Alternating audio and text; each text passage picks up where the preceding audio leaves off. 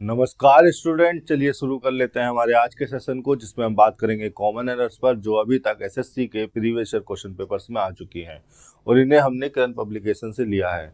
हम crane publication का 2024 addition, जिसको लेटेस्ट एडिशन कहा जा सकता है, फॉलो कर रहे हैं। इसमें 2018 से दिसंबर 2023 तक के क्वेश्चंस मौजूद हैं। इस पर लिखा हुआ है 16,950 प्लस। तो आप इस एडिशन को अरेंज कर लें, अपने दोस्तों वगैरह से ले लें। इसके अलावा हम जो भी यहाँ पर डिस्कस करते हैं, उन सेंटेंसेस को, उन क्वेश्चंस को पीडीएफ की फॉर्म में टेलीग्राम चैनल पर डाल देते हैं और इस टेलीग्राम चैनल को हमने लिंक किया हुआ है हमारे यूट्यूब चैनल से, और इस टेलीग्राम चैनल का लिंक हमारे यूट्यूब चैनल के फ्रंट पेज पर आपको मिल जाएगा। तो वहाँ से भी आप इसको पीडीएफ की फॉर्म में डाउनलोड या इंस्टॉल कर सकते हैं। 47 से 51 तक के सेंटेंस हम आज इस वीडियो में डिस्कस करेंगे। कॉमन एरर्स की ये 8वीं वीडियो है और ये सेंटेंस एसएससी सीजीएल टियर 2 20 फरवरी 2018 वाले एग्जाम में आए हुए हैं। तो आप इस एग्जाम के नाम और इसकी डेट के हिसाब से भी इन सेंटेंसेस को अपने वाले एडिशन में, अपने वाली बुक में ढूंढ सकते हैं। ये रहा आपके सामने 47वां सेंटेंस। आपको हमारी अप्रोच पता है, सिंटैक्टिकली एनालाइज करते हैं सेंटेंसेस को, देखते हैं कि कहाँ पर किस तरह की गलती हो सकती है, किस तरह की स्ट्रक्चर हो सकती है, किस तरह का इम्प्रूवमेंट की आवश्यकता है। सबसे पहले लिखा हुआ है आपके सामने द, जो कि एक आर्टिकल है और आर्टिकल सारे के सारे डिटर्मिनर होते हैं, डिटरमाइन करने के लिए लगाए जाते हैं किसी भी नाउन को। ये रहा नाउन। अब ये आर्टिकल, डिटर्मिनर प्लस नाउन, ये हो गई एक नाउन फ्रेज। और नाउन फ्रेज जो होती है निश्चित तौर पर वो सेंटेंस में सब्जेक्ट, ऑब्जेक्ट या कॉम्प्लीमेंट का काम करती है। ऑब्जेक्ट या कॉम्प्लीमेंट इसको नहीं कहा जा सकता, क्योंकि ऑब्जेक्ट तब आते हैं जब ट्रांजिटिव वर्ब लगी हो, ट्रांजिटिव वर्ब के बाद ऑब्जेक्ट आएगा। ये इससे पहले कोई प्रीपोजिशन लगी होती है, उसका ऑब्जेक्ट ये बन जाता। तो निश्चित तौर पर ये क्या है, हमारा सब्जेक्ट है। इन लगा है प्रीपोजिशन और प्रीपोजिशन के बाद लगा है उसका ऑब्जेक्ट इंडिया। ये जो प्रीपोजिशनल फ्रेज हैं सेंटेंस में एडजेक्टिव या एडवर्ब का काम करती हैं। अब हमें इनका फंक्शन देखना पड़ेगा। इनका पार्ट ऑफ स्पीच तय करने से पहले हमें इनका फंक्शन देखना पड़ेगा। और हमने यहाँ पर देखा कि प्रीपोजिशनल फ्रेज आई है इस नाउन के लिए, ये ग्रोथ को बताने के लिए आई है कि कहाँ की, किसकी ग्रोथ की बात की जा रही है। तो ये प्रीपोजिशनल फ्रेज अगर नाउन के लिए आई है तो निश्चित तौर पर ही मैं इसको क्या कहूँगा, एडजेक्टिव फ्रेज कहूँगा। चूँकि हमारी जो ग्रोथ थी वो एक सिंगुलर नाउन था, एक्चुअली में एक अनकाउंटेबल नाउन है। अनकाउंटेबल नाउन सिंगुलर नाउन की तरह ही ट्रीट किए जाते हैं, इसीलिए यहाँ पर लिखा है इज, जो कि एक लिंकिंग वर्ब है। और लिंकिंग वर्ब के बाद लिखा जाता है कॉम्प्लीमेंट। और कॉम्प्लीमेंट हमने यहाँ पर लिख रखा है वर्ब की आईएनजी फॉर्म को, वर्ब की आईएनजी फॉर्म को, जो कि प्रेजेंट पार्टिसिपल कही जाएगी।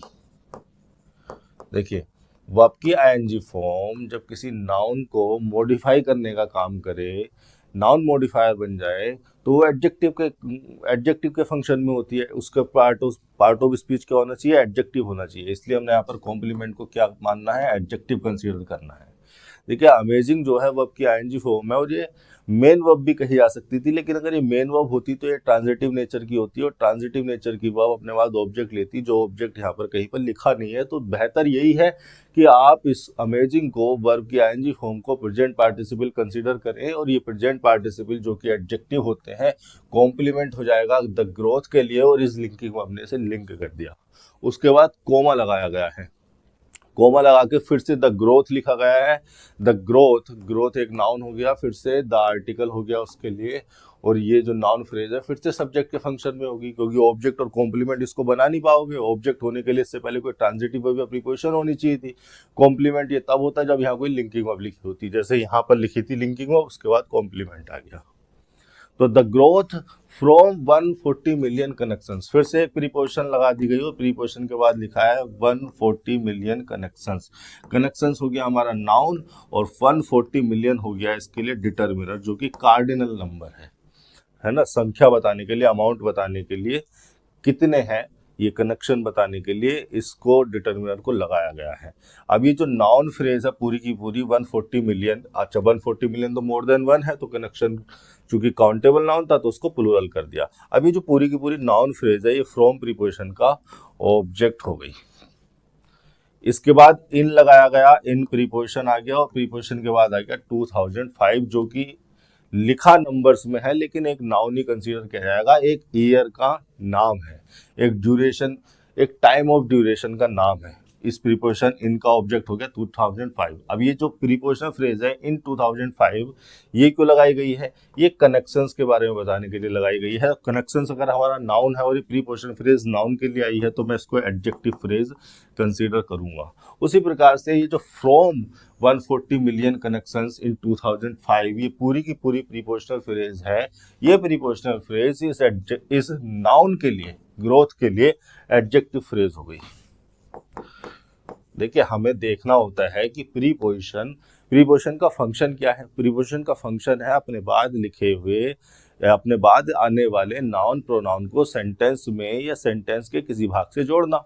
तो हमें ये देखना होता है कि प्रीपोजिशन अपने बाद लिखे हुए नाउन प्रोनाउन को सेंटेंस के किस भाग से जोड़ रही है। अगर वो नाउन से जोड़ रही है तो निश्चित तौर पर प्रीपोजिशनल फ्रेज एडजेक्टिव फ्रेज होगी।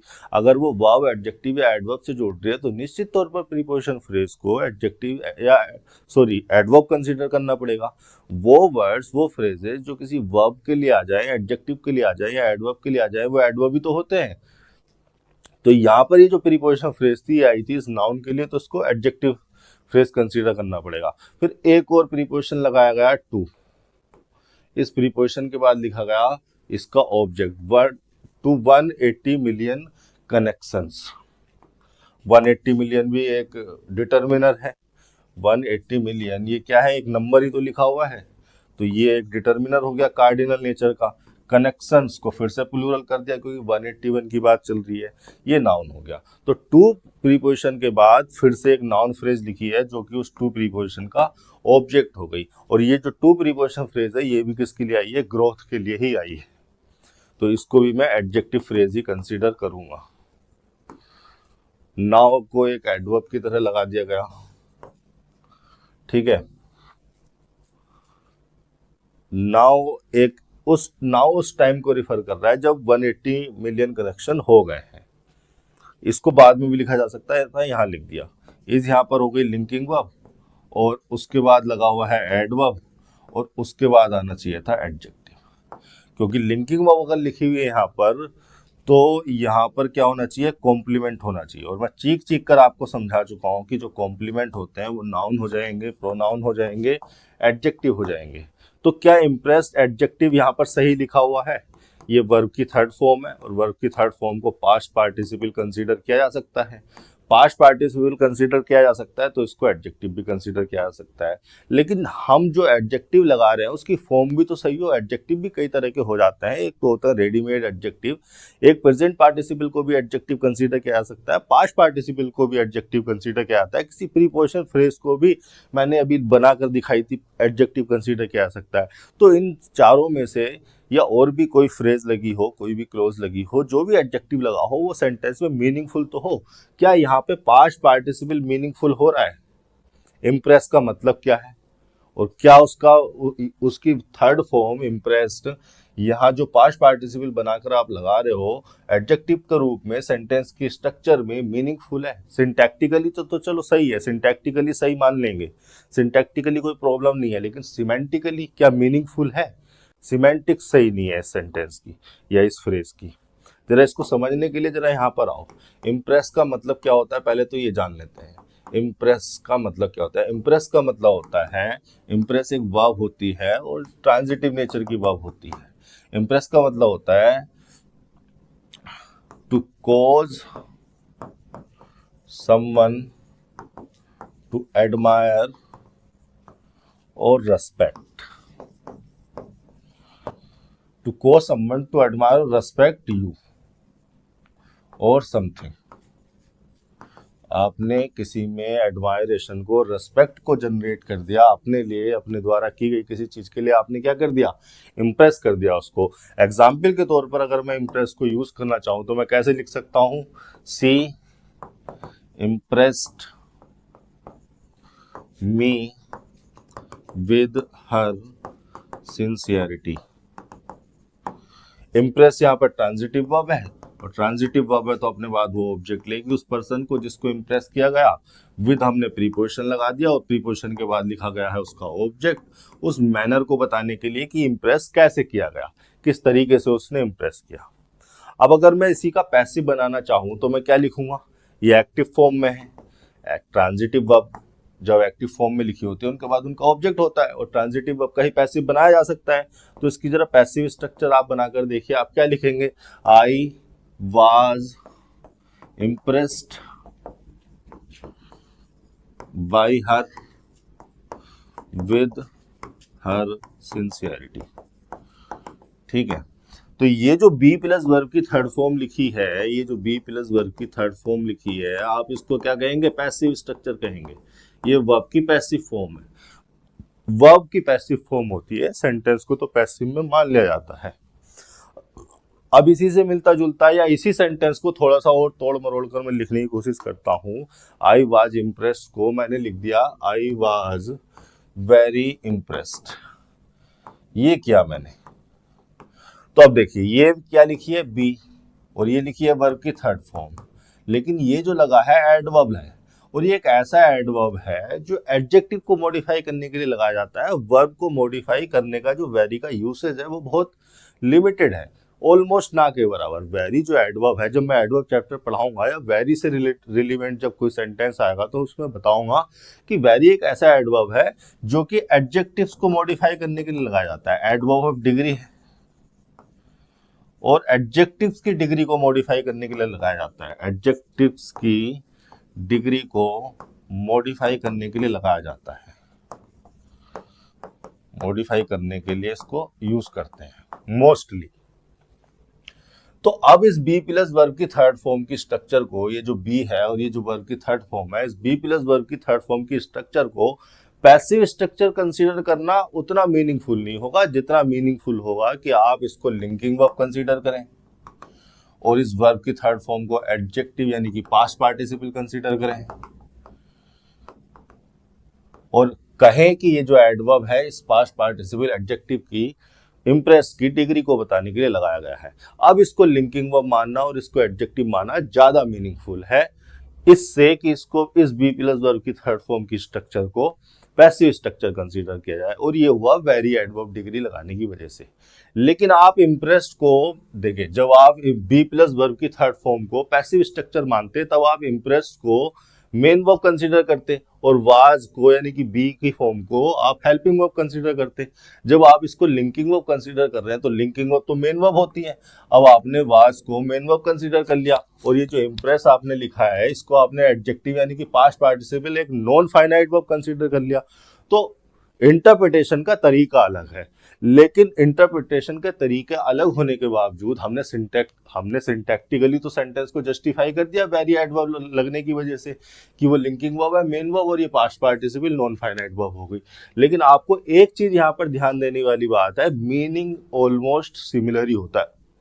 सेम मीनिंग नहीं कहा मैंने, ऑलमोस्ट सिमिलर कहा है। वो ऐसे क्योंकि जो पास्ट पार्टिसिपल होते हैं ये भी पैसिव मीनिंग को कन्वे करते हैं। पास्ट पार्टिसिपल भी एक पैसिव मीनिंग को कन्वे करके चलते हैं, ये भी action done by somebody else होते हैं। जैसे मैंने यहाँ पर लिखा है एजुकेटेड वुमेन, मैं बार बार जो है इसी तरह का एग्जाम्पल देता हूँ चाहे आपके दिमाग में छप जाए। वुमन होता है नाउन और एजुकेटेड हो गया इसके लिए पास्ट पार्टिसिपल यानी कि एडजेक्टिव। वर्ब की थर्ड फॉर्म अगर इस नाउन को मॉडिफाई करने का काम कर रही है तो निश्चित तौर पर वो एक एडजेक्टिव है, नाउन मॉडिफायर है, और इस वर्ब की थर्ड फॉर्म को ही पास्ट पार्टिसिपल कहा जाता है। तो एजुकेटेड वुमन का मतलब क्या है, वुमन को एजुकेट किया गया है किसी और के द्वारा, किसी यूनिवर्सिटी के, किसी टीचर के, किसी गवर्नमेंट के, किसी पेरेंट्स के द्वारा वुमन को एजुकेट किया गया है, यानी कि action done by somebody else है, किसी और के द्वारा एक्शन किया जाना है या किया गया है या किया जाएगा। तो ये जो पास्ट पार्टिसिपल है ये भी पैसिव मीनिंग को ही कन्वे कर रहे होते हैं। बस डिफरेंस इतना है, जब आप बी प्लस वर्ब की थर्ड फॉर्म को, इस स्ट्रक्चर को पैसिव स्ट्रक्चर कंसीडर कर रहे थे तब आप इसको सिंटैक्टिकली पैसिव कह रहे थे। जब आपने लिंकिंग वर्ब लगाकर इसको एडजेक्टिव कंसीडर किया, पास्ट पार्टिसिपल कंसीडर किया, तब आप ये कह रहे हैं कि इसका मीनिंग पैसिव है। यहाँ पर स्ट्रक्चर और मीनिंग दोनों पैसिव थे, वहां पर सिर्फ मीनिंग पैसिव हो रहा है क्योंकि हमने पास्ट पार्टिसिपल लगा रखा है जो कि पैसिव मीनिंग को कन्वे करता है, जो कि action done by somebody else को ही रिफर करता है। तो आई वॉज वेरी इम्प्रेस्ड अगर मैं लिख रहा हूं, भले ही मैं इसको एडजेक्टिव मान लूं, तब भी ये पैसिव मीनिंग को कन्वे कर रहा है। अब इसी अंडरस्टैंडिंग को लेकर जरा इस पे आइए आपके सेंटेंस पर। मैं इसको सबको इरेज करता हूं ताकि आपको साफ दिखे। क्या लिखा हुआ है? ग्रोथ हमारा सब्जेक्ट था, और फिर मैं लिख रहा हूं is the growth is very, ये प्रीपोजिशनल फ्रेजेस को भी थोड़ा साइड कर दो, एडजेक्टिव फ्रेज है, एडिशनल फ्रेजेस है। मेन स्ट्रक्चर क्या है? The growth is very impressed. और इम्प्रेस्ड को अगर आप पास्ट पार्टिसिपल कंसीडर कर रहे हो, एडजेक्टिव पास्ट पार्टिसिपल अगर इसको कंसीडर कर रहे हो, इसका मतलब आप क्या कह रहे हो? ग्रोथ को इम्प्रेस किया गया है किसी और के द्वारा, action done by somebody else है। क्या ग्रोथ को इम्प्रेस किया गया है, या ग्रोथ ने इम्प्रेस किया है लोगों को? तो पास्ट पार्टिसिपल तो यहां पर मीनिंगफुल नहीं रहा ना। Action done by somebody else का जो सेंस दे रहा है यहां पर पास्ट पार्टिसिपल आपका एडजेक्टिव, वो यहां पर सिमेंटिकली गलत हो रहा है, क्योंकि ग्रोथ को इंप्रेस नहीं किया गया, ग्रोथ ने लोगों को इंप्रेस किया है। तो अब आप सोचेंगे कि पास्ट पार्टिसिपल हटाकर यहां पर लिख दो इंप्रेसिंग। इंप्रेसिंग आपने प्रेजेंट पार्टिसिपल लिख दिया, ठीक है।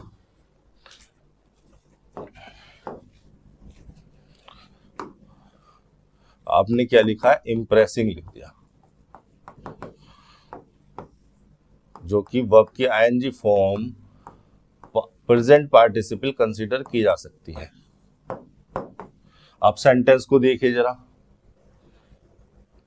द ग्रोथ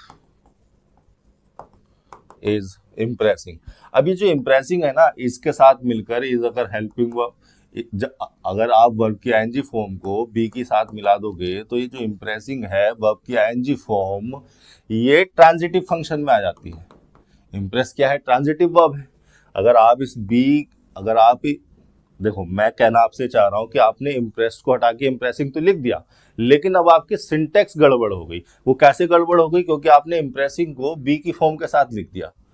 बी की फॉर्म के साथ जब आप वर्ब की आईएनजी फॉर्म को लिख दोगे तो वो प्रेजेंट पार्टिसिपल मेन वर्ब के फंक्शन में आ जाती है, मेन वर्ब के फंक्शन में आ जाती है। प्रेजेंट पार्टिसिपल अब नहीं रहा, अब आप इसको प्रेजेंट पार्टिसिपल नहीं कह सकते जब आपने इसको बी की फॉर्म के साथ लिख दिया। तो अब आप इसको मेन वर्ब भी कंसीडर करोगे, और जब ये मेन वर्ब है तो ट्रांजिटिव नेचर की वर्ब है, इसके बाद इसका ऑब्जेक्ट होना चाहिए था।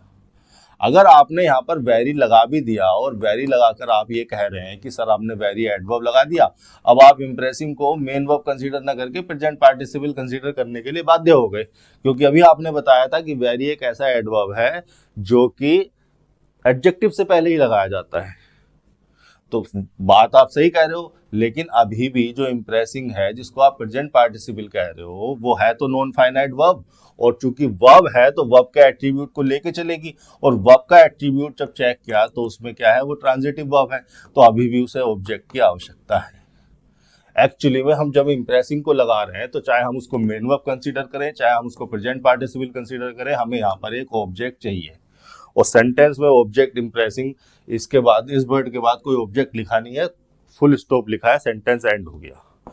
तो इसका मतलब हम इंप्रेसिव को भी नहीं लगा सकते, और वो इसलिए नहीं लगा सकते क्योंकि इंप्रेसिंग के मीनिंग को, इंप्रेसिंग जिस मीनिंग को कन्वे कर रहा है, इंप्रेसिंग का मतलब क्या हुआ? Causing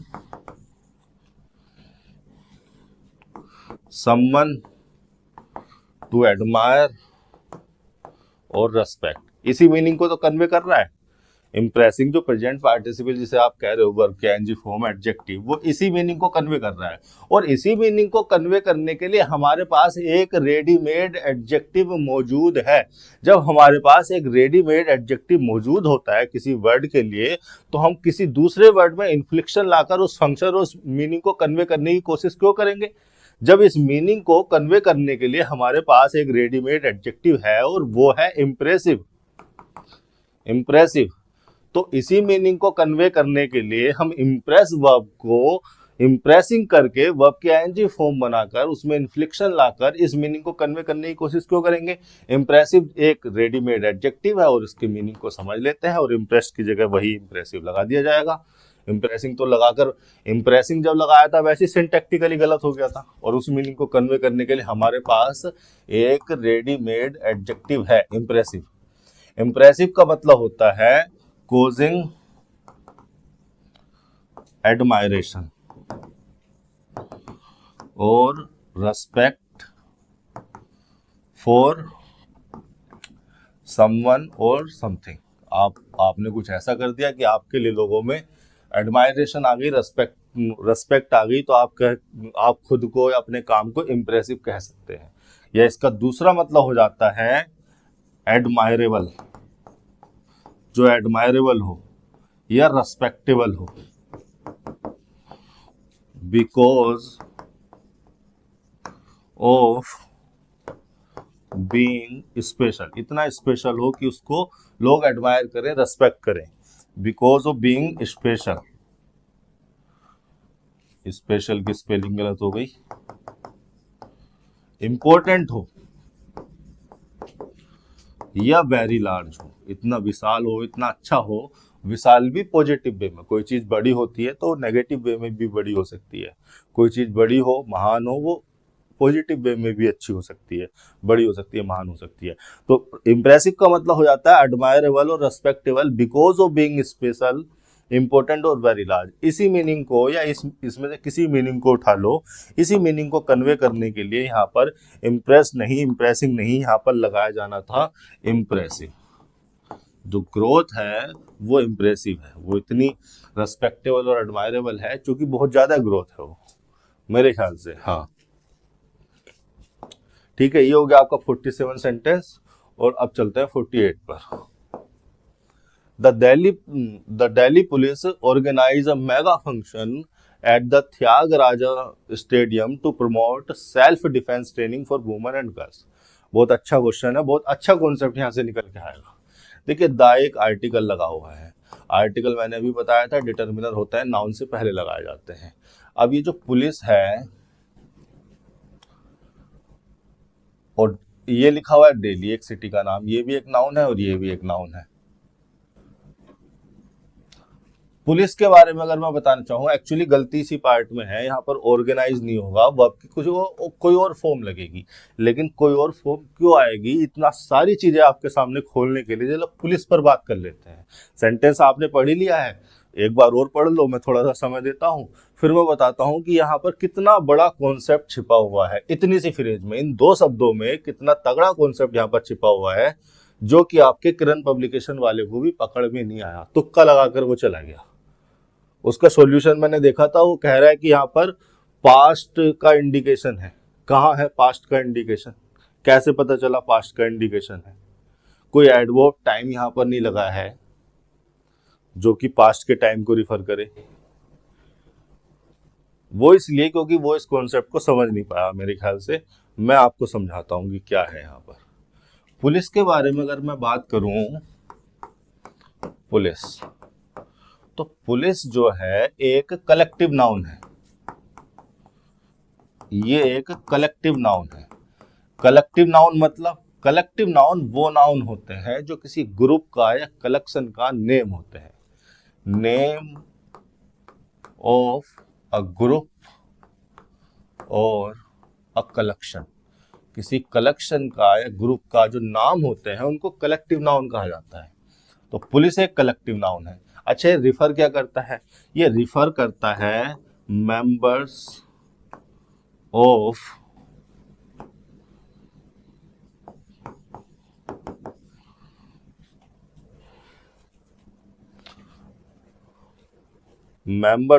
police.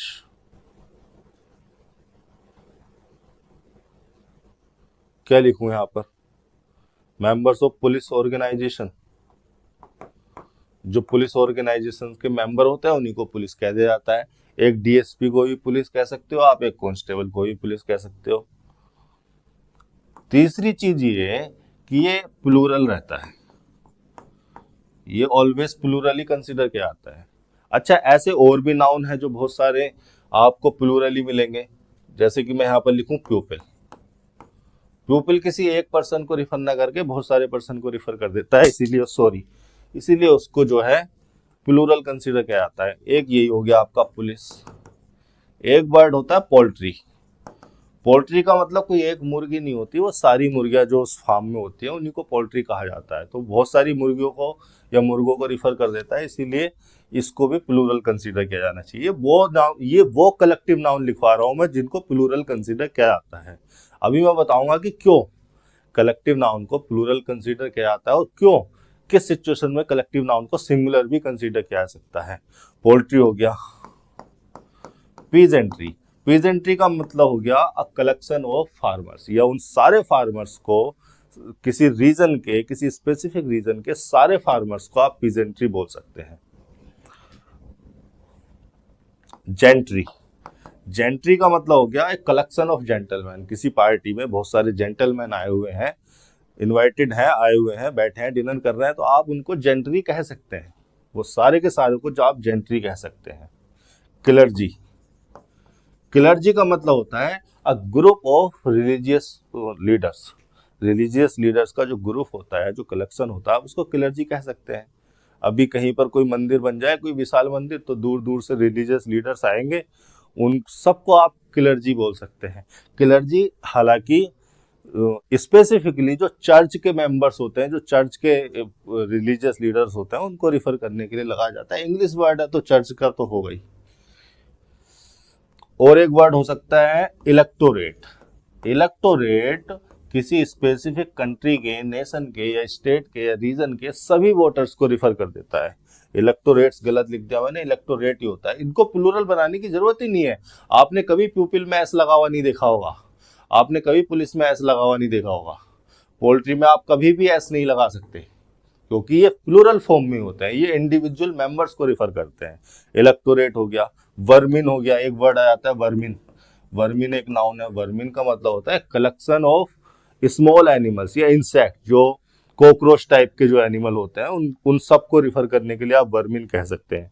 कैटल, कैटल का मतलब आप पशुओं के झुंड को देखते हैं, आप किसी खेत में जाइए, हरे भरे बहुत सारे पशु जो है एक साथ चल रहे होते हैं, तो आप उनको कैटल कह सकते हैं। अच्छा, कलेक्टिव नाउन के साथ ऐसा क्या है कि देखो, वो तो एक ग्रुप का नेम है, और ग्रुप का नेम तो कोई सिंगुलर भी हो सकता है, और प्लूरल कब हो जाते हैं वो, इन नाउन में ऐसा क्या है कि ये प्लूरल हो जाते हैं। और कलेक्टिव नाउन सिंगुलर भी हो सकते हैं क्या? बिल्कुल हो सकता है। किस सिचुएशन में कलेक्टिव नाउन सिंगुलर हो सकता है, किस सिचुएशन में कलेक्टिव नाउन प्लूरल कंसीडर किए जाने चाहिए। जरा इस बात को समझने के लिए ये चीजें सुनो मेरी। कलेक्टिव नाउन, हम बात कर रहे हैं कलेक्टिव नाउन। ये कलेक्टिव नाउन अभी मैंने बताया किसी कलेक्शन का, किसी ग्रुप का नेम होते हैं। अब ये कलेक्टिव नाउन जो है सिंगुलर भी कंसीडर किए जा सकते हैं और प्लूरल भी कंसीडर किए जा सकते हैं। इनका सिंगुलर या प्लूरल कंसीडर किया जाना इस बात पे डिपेंड करता है कि वो कलेक्टिव नाउन किसी सिंगल एंटिटी को रिफर कर रहा है, किसी सिंगल यूनिट या किसी सिंगल एंटिटी को रिफर कर रहा है, या उस सिंगल यूनिट के इंडिविजुअल मेंबर्स को रिफर कर रहा है, इंडिविजुअल मेंबर्स को रिफर कर रहा है, मेंबर्स को रिफर कर रहा है। ठीक है, कलेक्टिव, फिर से रिपीट कर रहा हूं अपनी बात को, कलेक्टिव नाउन सिंगुलर भी कंसीडर किया जा सकता है, प्लूरल भी कंसीडर किया जा सकता है। इनका सिंगुलर या प्लूरल कंसीडर किया जाना इस बात पे डिपेंड करता है कि वो कलेक्टिव नाउन किसी सिंगल यूनिट को, किसी सिंगल एंटिटी को रिफर कर रहा है, या उस सिंगल यूनिट के, उस सिंगल एंटिटी के इंडिविजुअल मेंबर्स को रिफर करने की कोशिश कर रहा है। अगर वो इंडिविजुअल मेंबर्स को रिफर कर रहा है तो उसको प्लूरल कंसीडर किया जाना चाहिए। अगर वो सिंगल एंटिटी को, सिंगल यूनिट को रिफर कर रहा है तो उसको सिंगुलर कंसीडर किया जाना चाहिए। एग्जाम्पल के तौर पर समझने की कोशिश करते हैं। ये हो गया वो एग्जाम्पल जहां पर आप किसी कलेक्टिव नाउन को सिंगुलर कंसीडर कर सकते हैं। जैसे मैंने लिखा था team is winning the match. आप यहां पर ये जो टीम है, टीम का मतलब क्या है, जैसे क्रिकेट की टीम होती है, 11 प्लेयर्स होता है, तो एक group of a name of group of players, है ना, खिलाड़ियों के ग्रुप का नाम है टीम। यहां पर ये जो टीम है एक सिंगल यूनिट को रिफर कर रही है, सिंगल यूनिट को रिफर कर रही है तो इसको सिंगुलर मानना सही है, इज लगा दिया मैंने। लेकिन एग्जाम्पल के तौर पर अगर मैं लिखूं the team is arguing among themselves. अब देखो, एक ही टीम की बात की गई है, बहुत सारी टीम तो है नहीं जो ये टीम दूसरी वाली टीम से आर्ग्यू कर ले, इंडिया की टीम ने पाकिस्तान की टीम से आर्ग्यू कर लिया, एक ही टीम की बात की गई है। लेकिन जब आर्ग्यू चल रहा है तो टीम में आर्ग्यू नहीं चल रहा है, टीम के मेंबर्स में आर्ग्यू चल रहा है। तो टीम से टीम लिखकर, इस कलेक्टिव नाउन को लिखकर इनडायरेक्ट वे में रिफर किया जा रहा है टीम के मेंबर्स को। तो यहां पर टीम जो है इंडिविजुअल मेंबर्स को रिफर कर रही है। इंडिविजुअल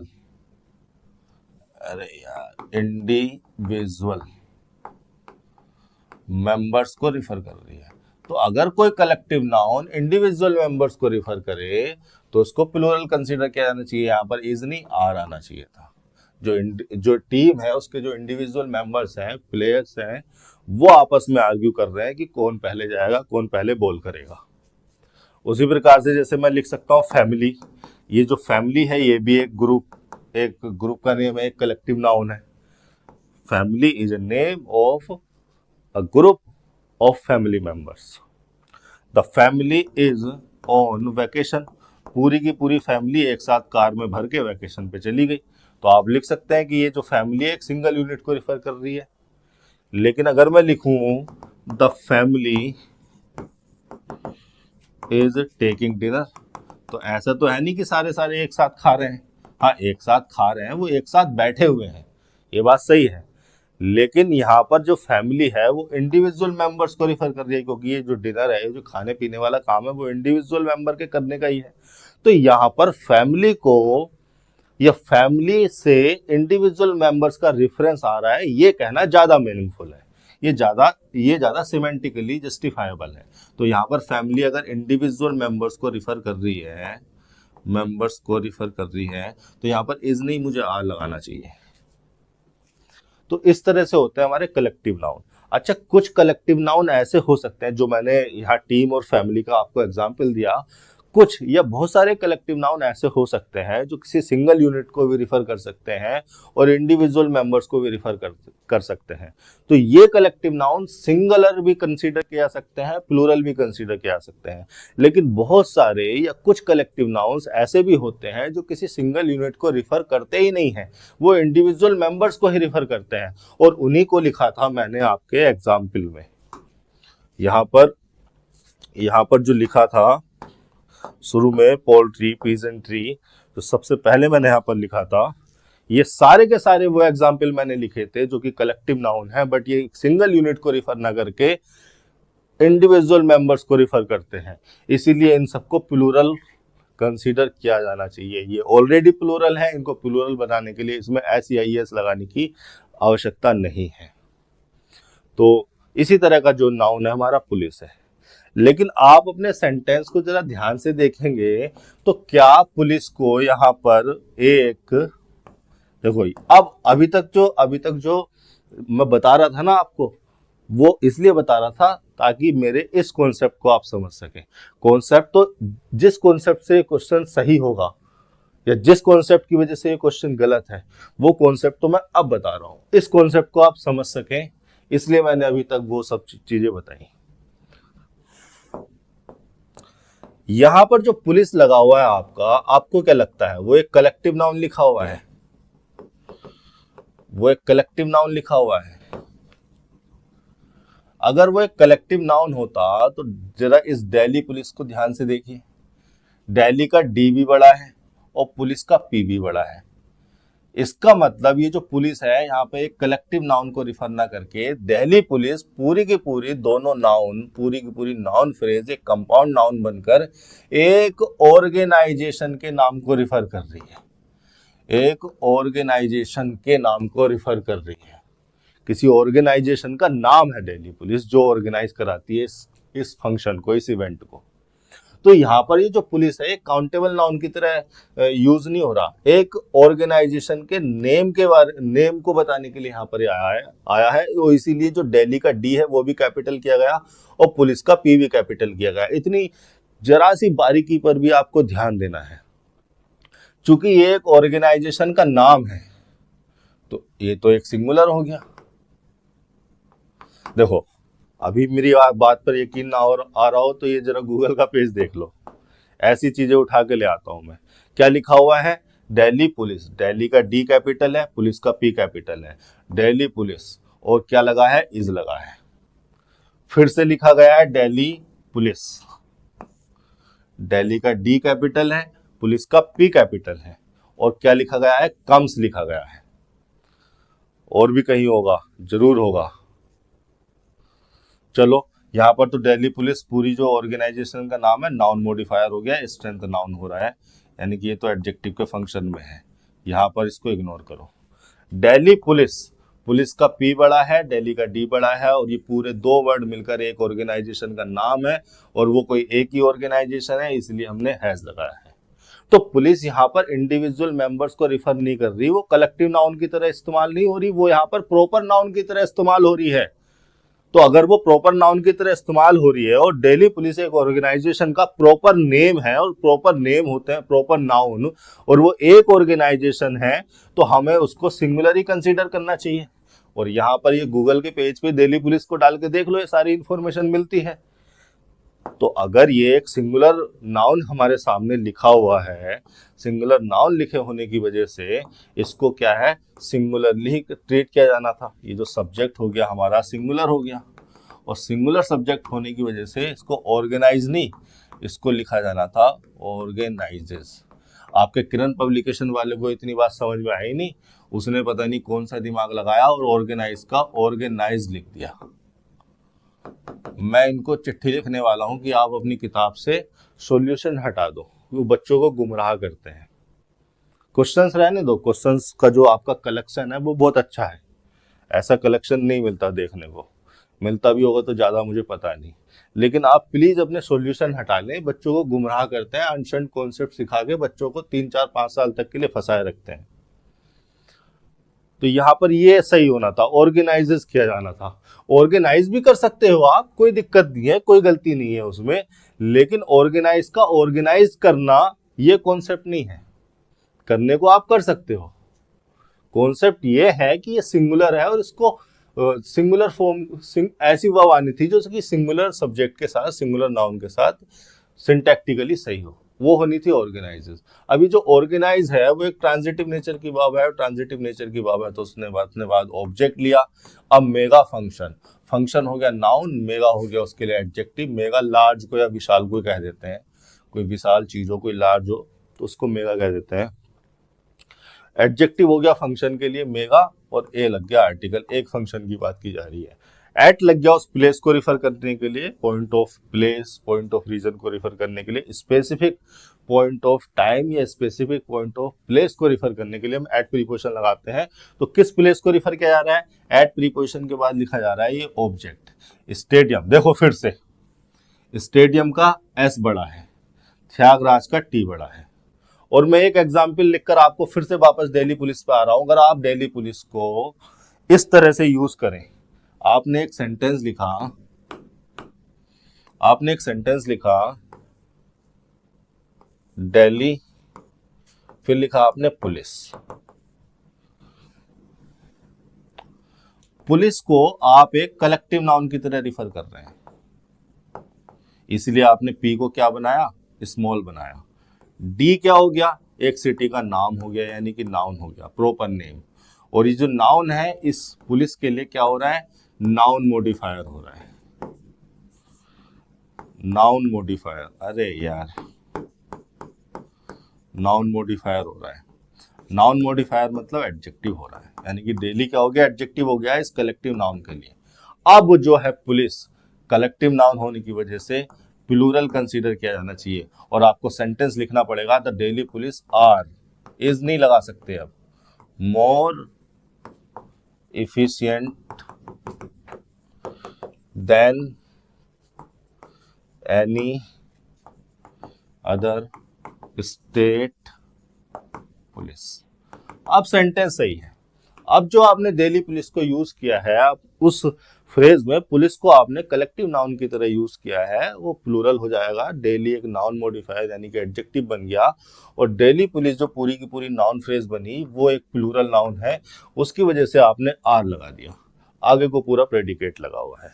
इस तरह से आप यूज करते हैं तो सही है। लेकिन देखो, फिर से आपके सामने क्या आया, वही कॉन्सेप्ट आया, त्यागराज स्टेडियम एक प्लेस का, एक स्टेडियम का नाम है, और स्टेडियम का एस भी कैपिटल है, त्यागराज का टी भी कैपिटल है। ये दिखा रहा है उस प्लेस को, स्पेसिफिक प्लेस है, आपने आर्टिकल लगा दिया the. To promote, to plus V1 यानी कि इन्फिनेटिव लगाया गया। अब इन्फिनेटिव के बारे में मैं आपको बता चुका हूँ, नाउन एडजेक्टिव एडवर्ब तीनों हो जाते हैं, लेकिन यहाँ पर क्या होगा, यहाँ पर एडवर्ब होगा। क्यों लगाया गया है, क्योंकि हमें इस ऑर्गेनाइज का रीजन बताना है। अगर इन्फिनेटिव किसी वर्ब का रीजन या पर्पस बताने के लिए आए तो उसको कहते हैं एडवर्ब ऑफ रीजन या एडवर्ब ऑफ पर्पस, और वो एडवर्ब के फंक्शन में है। लेकिन है तो नॉन फाइनाइट वर्ब ही, नॉन फाइनाइट वर्ब है तो वर्ब का एट्रीब्यूट उसमें रहेगा, और वो है प्रमोट में। प्रमोट क्या है, खुद एक ट्रांजिटिव वर्ब है। ट्रांजिटिव वर्ब ने अपना ऑब्जेक्ट ले लिया, क्या है, self defence training. Training noun हो गया और सेल्फ डिफेंस, ये सेल्फ डिफेंस जो पूरी की पूरी फ्रेज हो गई, सेल्फ एडजेक्टिव और डिफेंस नाउन, ये पूरी की पूरी जो फ्रेज हो गई वो इस ट्रेनिंग के लिए नाउन मॉडिफायर यानी कि एडजेक्टिव हो गई। फोर लग गया प्रीपोजिशन, और प्रीपोजिशन के बाद लिखा है उसका ऑब्जेक्ट, वुमेन एंड गर्ल्स। दो ऑब्जेक्ट को, दो नाउन को एंड कोऑर्डिनेट कंजंक्शन से जोड़कर लिख दिया, जो कि सेम रैंक के स्ट्रक्चर को जोड़ने के काम में आता है। तो ये हो गया आपका 48 सेंटेंस। 49 पर चल लेते हैं।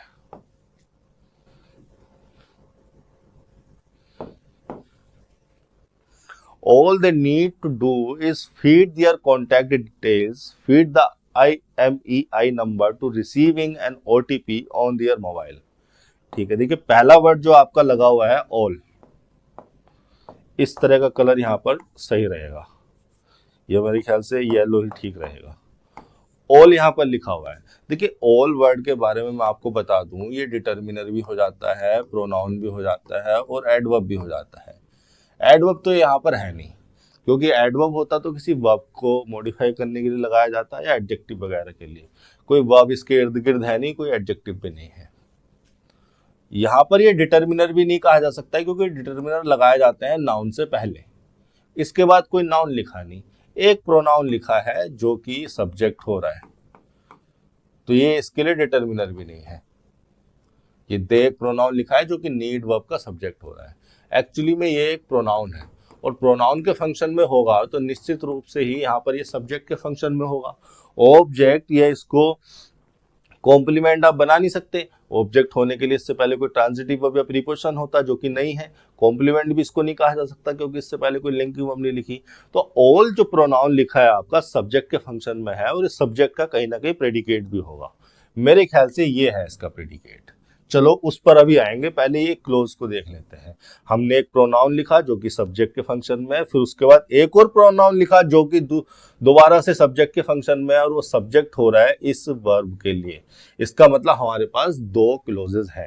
पहली क्लोज तो हो गई ये दे नीड टू डू, और दूसरी क्लोज हो गई हमारी main close all is feed their contact details. ये सब्जेक्ट और ये प्रेडिकेट, इसका मतलब ये क्या है, सबऑर्डिनेट क्लोज है। सबऑर्डिनेट क्लोज जो होती हैं वो सबऑर्डिनेट कंजंक्शन से जोड़ के लगाई जाती हैं। सबऑर्डिनेट क्लोजेस सबऑर्डिनेट कंजंक्शन से जोड़ी जाती है, और वो कंजंक्शन लिखा होता है यहाँ पर। यहाँ पर कोई सबऑर्डिनेट कंजंक्शन होना चाहिए था, वो कंजंक्शन गायब कर दिया। पहली चीज तो ये। दूसरी चीज ये है कि जो नीड वर्ब है ये एक ट्रांजिटिव नेचर की वर्ब है। ट्रांजिटिव नेचर की वर्ब को ऑब्जेक्ट चाहिए, आगे इन्फिनेटिव आ रहा है, इस इन्फिनेटिव को अगर इस नीड ट्रांजिटिव वर्ब का ऑब्जेक्ट मान भी ले तो भी अब इस डू को ये डू भी ट्रांजिटिव वर्ब है, इसे भी अपना ऑब्जेक्ट चाहिए। कहाँ है वो ऑब्जेक्ट? एक्चुअली में वो ऑब्जेक्ट यहीं पर होना चाहिए था। वो एक्चुअली में यहाँ पर एक प्रोनाउन लिखा होना चाहिए था, और वो भी रिलेटिव प्रोनाउन। और ये रिलेटिव प्रोनाउन यहाँ पर सबऑर्डिनेट कंजंक्शन का काम भी कर जाता, और नीड ट्रांजिटिव वर्ब का ऑब्जेक्ट भी बन जाता। नीड ट्रांजिटिव वर्ब को ऑब्जेक्ट चाहिए, टू डू फिर उस ऑब्जेक्ट के लिए कॉम्प्लीमेंट हो सकता है। ये ज्यादा सही है सिमेंटिकली। आगे स्ट्रक्चर को और ध्यान से देखेंगे तो पता चलेगा। तो यहाँ पर वो रिलेटिव प्रोनाउन हटा दिया गया, क्योंकि ये जो क्लोज लिखी है एक डिफाइनिंग क्लोज लिखी है, और मैंने पिछले भी कुछ लेक्चर्स में बताया था कि अगर डिफाइनिंग क्लोज में किसी ट्रांजिटिव वर्ब को ऑब्जेक्ट की आवश्यकता है या किसी प्रीपोजिशन को ऑब्जेक्ट की आवश्यकता है, और वो ऑब्जेक्ट रिलेटिव प्रोनाउन हो रहा है, तो उसको हटाया जा सकता है। तो यहाँ पर इसी वजह से उस रिलेटिव प्रोनाउन को हटा दिया गया और सेंटेंस अभी भी मीनिंगफुल है। तो क्या बना स्ट्रक्चर आपका, यहाँ तक आपका स्ट्रक्चर हो गया ऑल, जो कि प्रोनाउन है, सब्जेक्ट के फंक्शन में है। यहाँ एक रिलेटिव प्रोनाउन था जिसको डिफाइनिंग क्लोज होने की वजह से हटा दिया गया, और उस सबऑर्डिनेट क्लोज का यहाँ पर एक्चुअली में क्या होना चाहिए था, विच होना चाहिए था, या डेट। डेट ज्यादा मीनिंगफुल रहेगा क्योंकि ऑल को रिफर कर रहे हैं। ये सारे कॉन्सेप्ट कहाँ पर विच आता है, कहाँ पर डेट आता है, प्रोनाउन चैप्टर में चले जाएंगे, या फिर इस तरह का कोई सेंटेंस आ जाए, कंटेक्स्ट इस तरह का आ जाए जो स्पेसिफिकली उसी कॉन्सेप्ट के बारे में खोलकर बताया जा सके। अगर हर कॉन्सेप्ट को इस तरह से मैं खोलने लगा तो 4-5 घंटे की वीडियो हो जाएगी, कोई नहीं देखेगा मेरी वीडियो। मैं भारत का सबसे बेकार टीचर बन जाऊंगा, जो कि मैं बर्दाश्त कर नहीं सकता। ऑल, इसके बाद यहाँ पर एक रिलेटिव प्रोनाउन लिखा होना था, और यहाँ पर डेट ऑब्जेक्ट के वो रिलेटिव प्रोनाउन यहाँ पर निश्चित तौर से डेट होता, जो कि यहाँ पर एलिमिनेट किया गया है, फिर भी सेंटेंस मीनिंगफुल है। और ये सबऑर्डिनेट क्लोज लिखी हुई है, दे नीड टू डू, दे उसमें प्रोनाउन है, सब्जेक्ट के फंक्शन में है, नीड हो गई मेन वर्ब, और इस मेन वर्ब ये चूंकि ट्रांजिटिव वर्ब है, इसको एक ऑब्जेक्ट की आवश्यकता थी, वो ऑब्जेक्ट वही डेट यानी कि वही रिलेटिव प्रोनाउन होता, जो कि हटा दिया गया। उसके बाद टू डू यानी कि 2 + V1 लिखा है इन्फिनेटिव, और ये इन्फिनेटिव लगाया जाता है इसी ऑब्जेक्ट के लिए। अब वो ऑब्जेक्ट तो है नहीं, वो ऑब्जेक्ट तो डेट होता यानी कि रिलेटिव प्रोनाउन जिसको हटा दिया गया, तो ये इन्फिनेटिव भी उस डेट के बिना ही मीनिंगफुल रहेगा। ठीक है, डू भी एक ट्रांजिटिव वर्ब है, लेकिन जब यहाँ पर इन्फिनेटिव जब यहाँ पर वो ऑब्जेक्ट आ जाएगा तो वो ऑब्जेक्ट का मीनिंग ही उसका उस ट्रांजिटिव वर्ब का भी ऑब्जेक्ट हो जाता है। अच्छा, इस फ्रेज को तो समझ गए हम, इस क्लोज को तो समझ गए हम, ये जो सबऑर्डिनेट क्लोज लगी है ये समझ गए कि इसमें क्या किया गया है और ये क्यों मीनिंगफुल है। डिफाइनिंग क्लोज का ऑब्जेक्ट हटा दिया जाता है, रिलेटिव प्रोनाउन हो तो सही है, वो मीनिंगफुल है। लेकिन अब इस पर ज्यादा आते हैं। ऑल सब्जेक्ट हो रहा है, इज लगी है बी की फॉर्म, फीड यहाँ पर मेन वर्ब है। अब देखो, जब बी की फॉर्म लगी है तो बी की फॉर्म को अगर हेल्पिंग वर्ब कंसीडर करोगे तो यहाँ पर वर्ब की आईएनजी फॉर्म आनी चाहिए। भाई बी की फॉर्म के साथ जब बी की फॉर्म हेल्पिंग वर्ब होती है, जब मेन वर्ब यहाँ पर लगी है तो निश्चित तौर पर इसको हेल्पिंग वर्ब कंसीडर करोगे। अगर इस बी की फॉर्म को हेल्पिंग वर्ब कंसीडर करते हो तो इसके साथ या तो वर्ब की आईएनजी फॉर्म आनी चाहिए या फिर वर्ब की थर्ड फॉर्म आनी चाहिए। वर्ब की थर्ड फॉर्म आएगी तो हम कह देंगे पैसिव स्ट्रक्चर है, वर्ब की आईएनजी फॉर्म आएंगे तो हम कह देंगे कंटीन्यूअस स्टेट है, मेन वर्ब की कंटीन्यूअस स्टेट लगी है। लेकिन यहाँ पर तो फीड को लगाया गया है, और जो कि सही है। एक्चुअली में हो क्या रहा है, ये जो इज है ये यहां पर हेल्पिंग वर्ब है ही नहीं। ये जो बी की फॉर्म यहां पर लगी है ये हेल्पिंग वर्ब नहीं है, ये एक्चुअली में लिंकिंग वर्ब है। लिंकिंग वर्ब होती है मेन वर्ब। अब लिंकिंग वर्ब को चाहिए कॉम्प्लीमेंट, और ये जो कॉम्प्लीमेंट है ये फीड इसका कॉम्प्लीमेंट बन जाएगा। यानी कि फीड मेन वर्ब नहीं है, वो कॉम्प्लीमेंट है। हालांकि वो है वर्ब, और वर्ब भी वो कैसी है, वो है बेयर इन्फिनेटिव। तो यहां से जो है एक नई चीज आपके सामने निकल के आती है कि लिंकिंग वर्ब के बाद बेयर इन्फिनेटिव को भी कॉम्प्लीमेंट के रूप में लिखा जा सकता है। मैं फिर से इसको जो है रिपीट करता हूं सही शब्दों का इस्तेमाल करके। यूजुअली आपने देखा होगा कि लिंकिंग वर्ब के बाद लिखे जाने वाला कॉम्प्लीमेंट कोई नाउन, प्रोनाउन, एडजेक्टिव या प्रीपोजिशनल फ्रेज होती है, लेकिन लिंकिंग वर्ब के बाद बेयर इन्फिनेटिव को भी कॉम्प्लीमेंट के रूप में लिखा जा सकता है। वो मीनिंगफुल है, सिंटैक्टिकली सही है। और ये समझने के लिए जरा मेरे ये वाले एग्जाम्पल्स जरा ध्यान से देखो।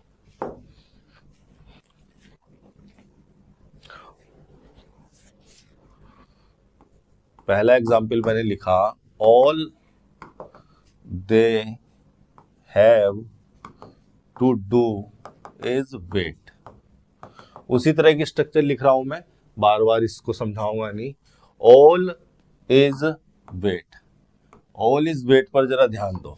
ऑल सब्जेक्ट हो गया, लिंकिंग वर्ब हो गई, और ये वेट वर्ब की बेस फॉर्म है। बेस फॉर्म को ही बेयर इन्फिनेटिव कह दिया जाता है।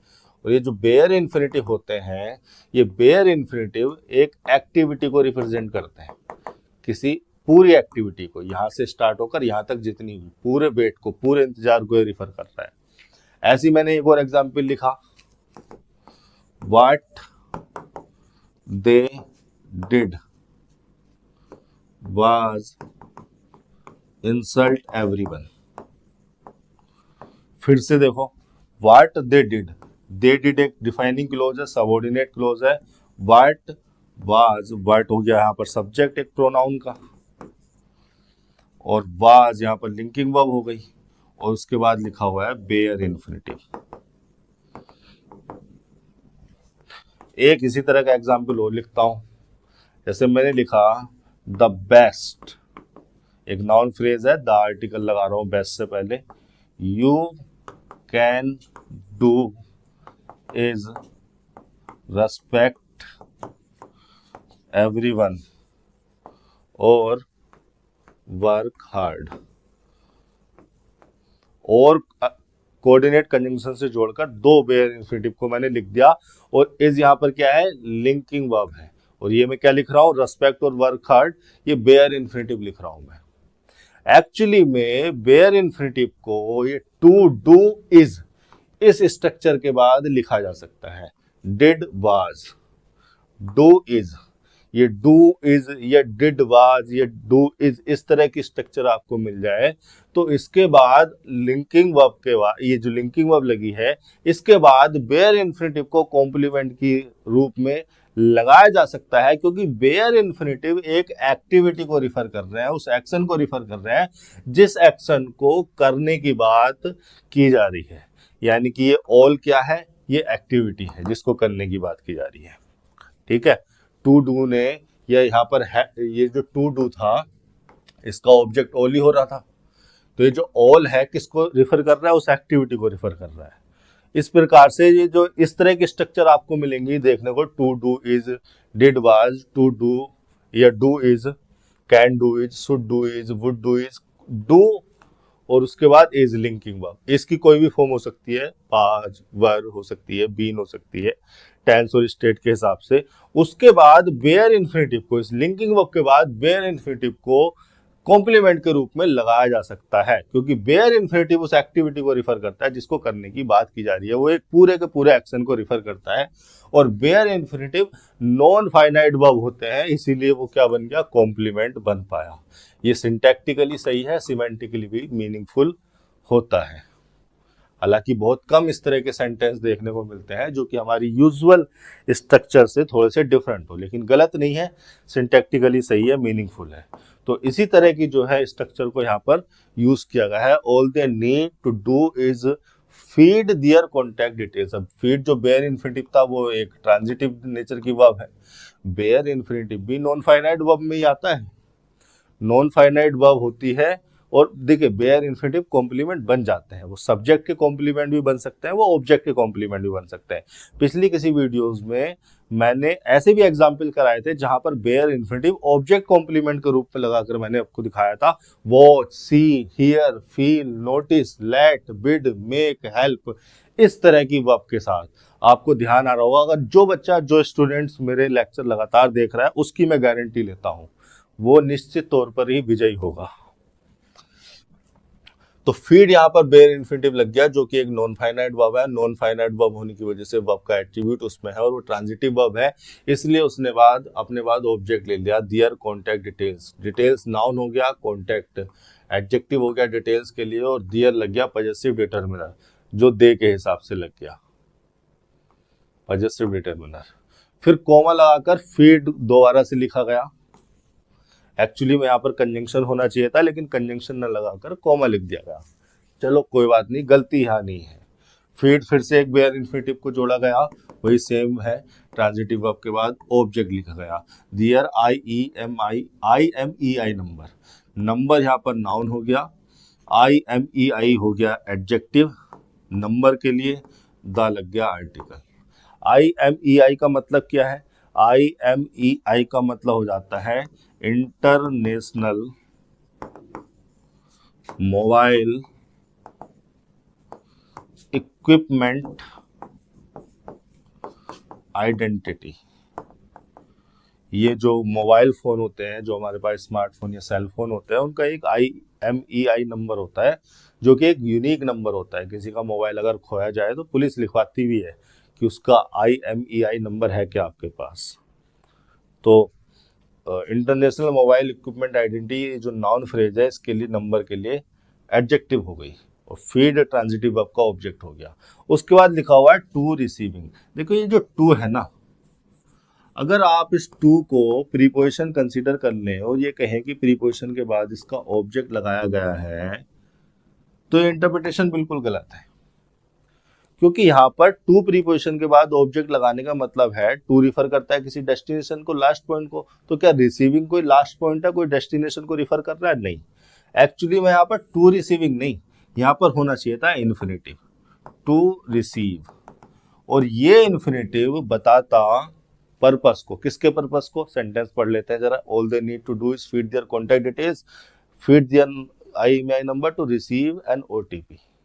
ये जो फीड वाली जो एक्टिविटी है ना, ये जो फीड वाला बेयर इन्फिनेटिव वाला जो एक्शन है, ये इसको बताता कि ये क्यों किया जाना है, अपनी कॉन्टैक्ट डिटेल्स, अपना IMEI नंबर क्यों फीड करना है, क्योंकि आपको एक OTP रिसीव करना है। ठीक है, तो यहाँ पर ये जो पर्पस है, ये जो इन्फिनेटिव है, मैंने अभी बताया था, इन्फिनेटिव नाउन भी हो जाते हैं, एडजेक्टिव भी हो जाता है, एडवर्ब भी हो जाते हैं। ये इन्फिनेटिव आ रहा है इस फीड के रीजन या पर्पस को बताने के लिए। टू प्रीपोजिशन, उसके बाद उसका ऑब्जेक्ट, उसका कोई सिंटैक्टिकली वो सिंटैक्टिकली जस्टिफाइबल नहीं था, और सिमेंटिकली भी उसका कोई यूसेज नहीं था, कोई यूज नहीं था। हम किसी डेस्टिनेशन को या लास्ट पॉइंट को नहीं जोड़ना चाह रहे जो किसी मूवमेंट को रिफर करे और टू प्रीपोजिशन लगाकर जोड़ दें, और रिसीविंग को किसी लास्ट पॉइंट या डेस्टिनेशन को रिफर कर भी नहीं सकती। तो टू रिसीव यहाँ पर एक हमने इन्फिनेटिव लगा दिया जो कि एक नॉन फाइनाइट वर्ब है, और रिसीव हो गई उसमें ट्रांजिटिव वर्ब, ट्रांजिटिव वर्ब के बाद लिखा हुआ है उसका ऑब्जेक्ट है एन OTP। OTP का मतलब क्या होता है? OTP का मतलब होता है वन टाइम पासवर्ड।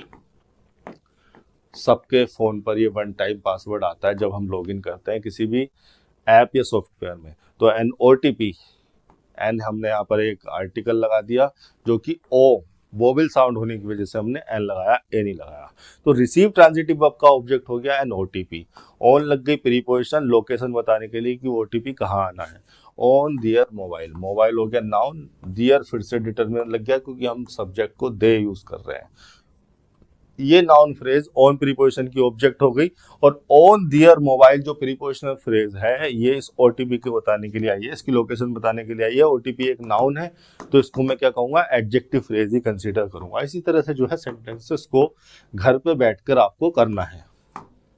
इसी तरह के अप्रोच को आपने अप्लाई करना है, लॉजिकली रहना है, आपको जो है ज़्यादा टेंशन नहीं लेनी है, परेशान नहीं होना है। इंग्लिश कोई बहुत मुश्किल लैंग्वेज भी नहीं है।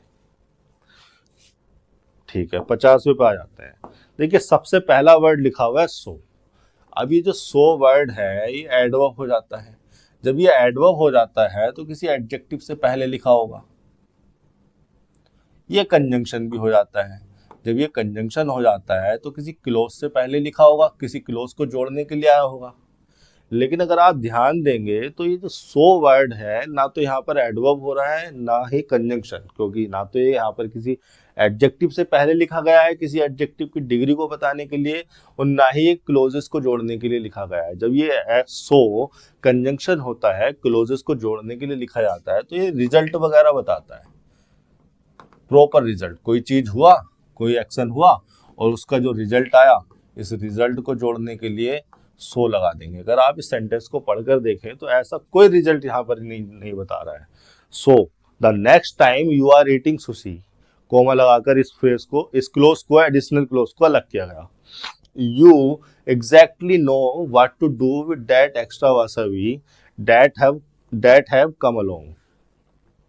तो सो के अगर आप फंक्शन पर ध्यान देंगे तो किसी रिजल्ट को बताने के लिए यहाँ नहीं आया है। और पहली बात तो वो दो क्लोजेस को जोड़ ही नहीं रहा है, इस वाली क्लोज को कोमा लगा के अलग किया गया। ठीक है, उसके बाद एक कंजंक्शन और आपको देखने को मिलता है, और वो मिलता है डेट, और जो कि एक रिलेटिव प्रोनाउन है, और वो इस क्लोज को और इस क्लोज को जोड़ने के लिए है। तो और कोई कंजंक्शन तो हमें चाहिए ही नहीं। तो सो एक्चुअली में कंजंक्शन है ही नहीं। सो सेंटेंस के शुरू में एक फिलर वर्ड की तरह भी लगाया जा सकता है। हालांकि ये एक फॉर्मल यूसेज नहीं होता सो का, लेकिन सो को इस तरह से भी यूज कर लेते हैं। सो को सेंटेंस के शुरुआत में कब कब लगा सकते हैं, मैं जरा 2-4 एग्जाम्पल आपको बता देता हूं। So at the beginning of a sentence, sentence की शुरुआत आप सो से कब कर सकते हैं? पहला तो ये कि आपने कोई स्टेटमेंट लिखा है या स्टेटमेंट आपने बोला है, फुल स्टॉप लगा दिया, स्टेटमेंट आपका कंप्लीट हो गया। फिर दूसरे स्टेटमेंट को, दूसरा जो अभी बोले जाने वाला स्टेटमेंट है, इस स्टेटमेंट को, इस सेंटेंस को पहले वाले स्टेटमेंट से कनेक्ट करने के लिए, केवल कनेक्ट करना चाह रहे हैं, बिल्कुल इनफॉर्मल से यूसेज है, आम बोलचाल की भाषा में आप सो को इस तरह से यूज कर लेते हैं। ठीक है, इस वाले स्टेटमेंट को उस पुराने वाले स्टेटमेंट से कनेक्ट करने के लिए, इतनी सी बात है। मैं यहां पर लिख दूं क्या, पहले इस स्टेटमेंट को पहले वाले स्टेटमेंट से कनेक्ट करने के लिए। अब देखो, सो यहां पर कंजंक्शन नहीं है, कंजंक्शन होता तो मैं फुल स्टॉप थोड़ी लगाता, ये पूरा एक ही सेंटेंस होता।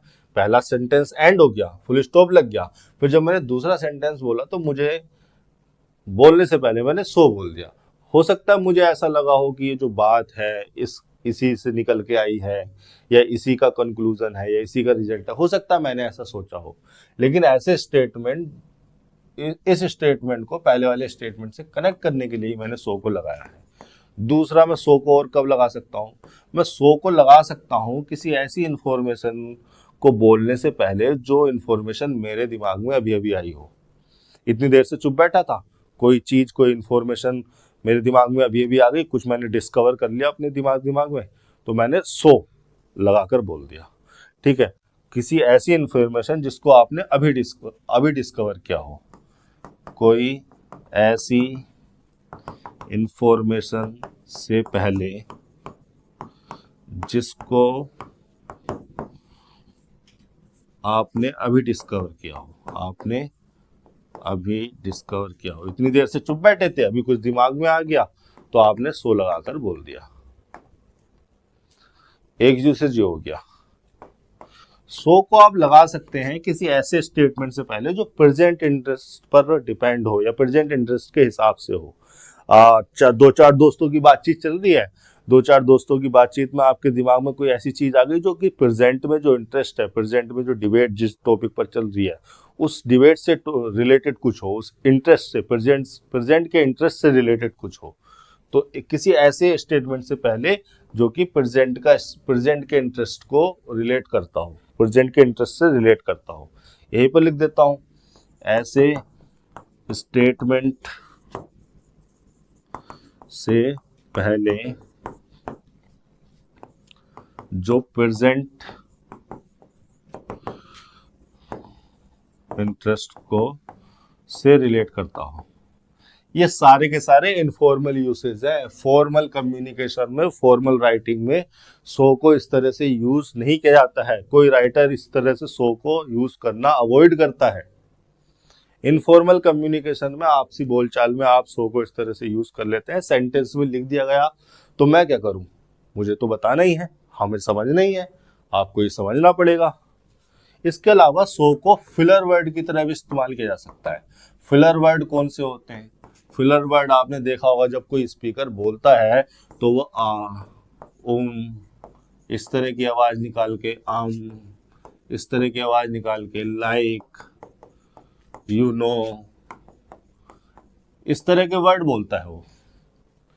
अब इस तरह के वर्ड्स का सेंटेंस की स्ट्रक्चर में कोई रोल नहीं होता, ना सिंटैक्टिकली ना सिमेंटिकली, लेकिन स्पीकर इस तरह के वर्ड्स बोलता है अपनी अनसर्टेनिटी को एक्सप्रेस करने के लिए। अगर आप किसी स्टेटमेंट को लेकर अनसर्टेन है तो आप थोड़ा सा करके इस तरह से सोचकर बोलते हैं, इससे आपकी अनसर्टेनिटी एक्सप्रेस हो जाती है।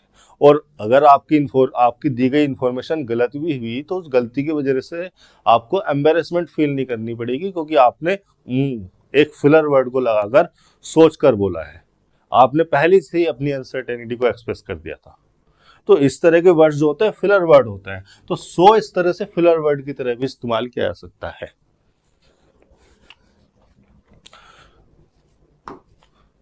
तो यहां पर किस फंक्शन में है सो। मुझे लगता है कि इससे पहले कोई स्टेटमेंट लिखा गया होगा, उस स्टेटमेंट से कनेक्ट करके हमने सो को लिखा, उस स्टेटमेंट से इस वाले स्टेटमेंट को, इस वाले सेंटेंस को कनेक्ट करने के लिए हमने सो को लिखा। बोलने वाले को, लिखने वाले को कुछ ऐसा लग रहा होगा कि ये स्टेटमेंट जो है पहले वाले स्टेटमेंट से, पहली वाली सिचुएशन से किसी तरह से कनेक्टेड है, तो उसने उस कनेक्शन को रिफर करने के लिए सो को लगा दिया। उसके बाद उसने कोमा भी लगाया। अगर सो कंजंक्शन होता तो क्या यहाँ पर कोमा लगाने की आवश्यकता पड़ती? बिल्कुल नहीं पड़ती। कोमा लगाकर पहले सो को लिखा गया एक फिलर वर्ड के रूप में, फिर कोमा लगाकर इस क्लोज को अलग से लिखा गया। The next time, time noun हो गया, नेक्स्ट हो गया उसके लिए एडजेक्टिव, और द हो गया आर्टिकल। द नेक्स्ट टाइम ये हो गया adverb for time phrase. You are eating sushi, you हो गया subject, are eating sushi. Be plus verb की आईएनजी फॉर्म प्रेजेंट कंटिन्यूअस बताई जा रही है। देखिए नेक्स्ट टाइम को भी रिफर किया जा रहा है और वर्ब की आईएनजी फॉर्म भी लगाई जा रही है। इडियोमेटिक यूसेज में इसको कह सकता हूँ। नेक्स्ट टाइम यहाँ पर फ्यूचर इंडेफिनिट को या फ्यूचर कंटिन्यूअस को रिफर नहीं कर रहा।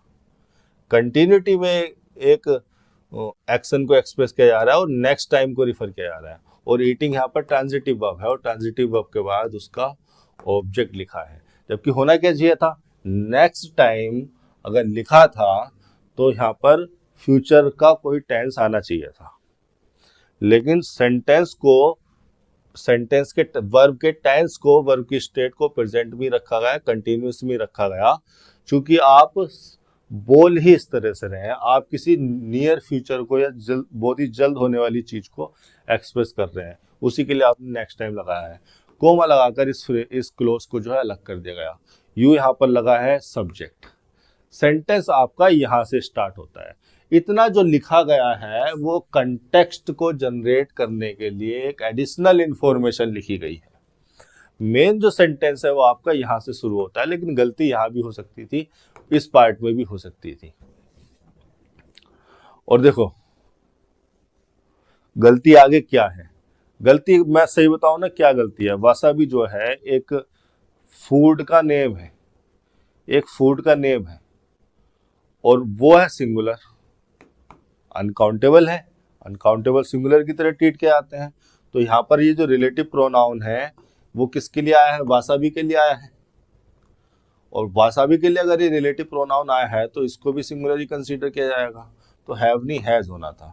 ये इतनी छोटी सी गलती है, लेकिन सेंटेंसेस को इतना बड़ा बड़ा लिखकर आपको दिया जाता है ताकि उन सेंटेंस की सिंटैक्स, सिमेंटिक्स आपको कंफ्यूज कर दे और आप असली छोटी मोटी गलती को ढूंढ ही ना पाए। सेंटेंस इतना बड़ा, गलती इतनी सी मामूली। जरा ध्यान दे दो सेंटेंस की स्ट्रक्चर पर क्या लिखा हुआ है।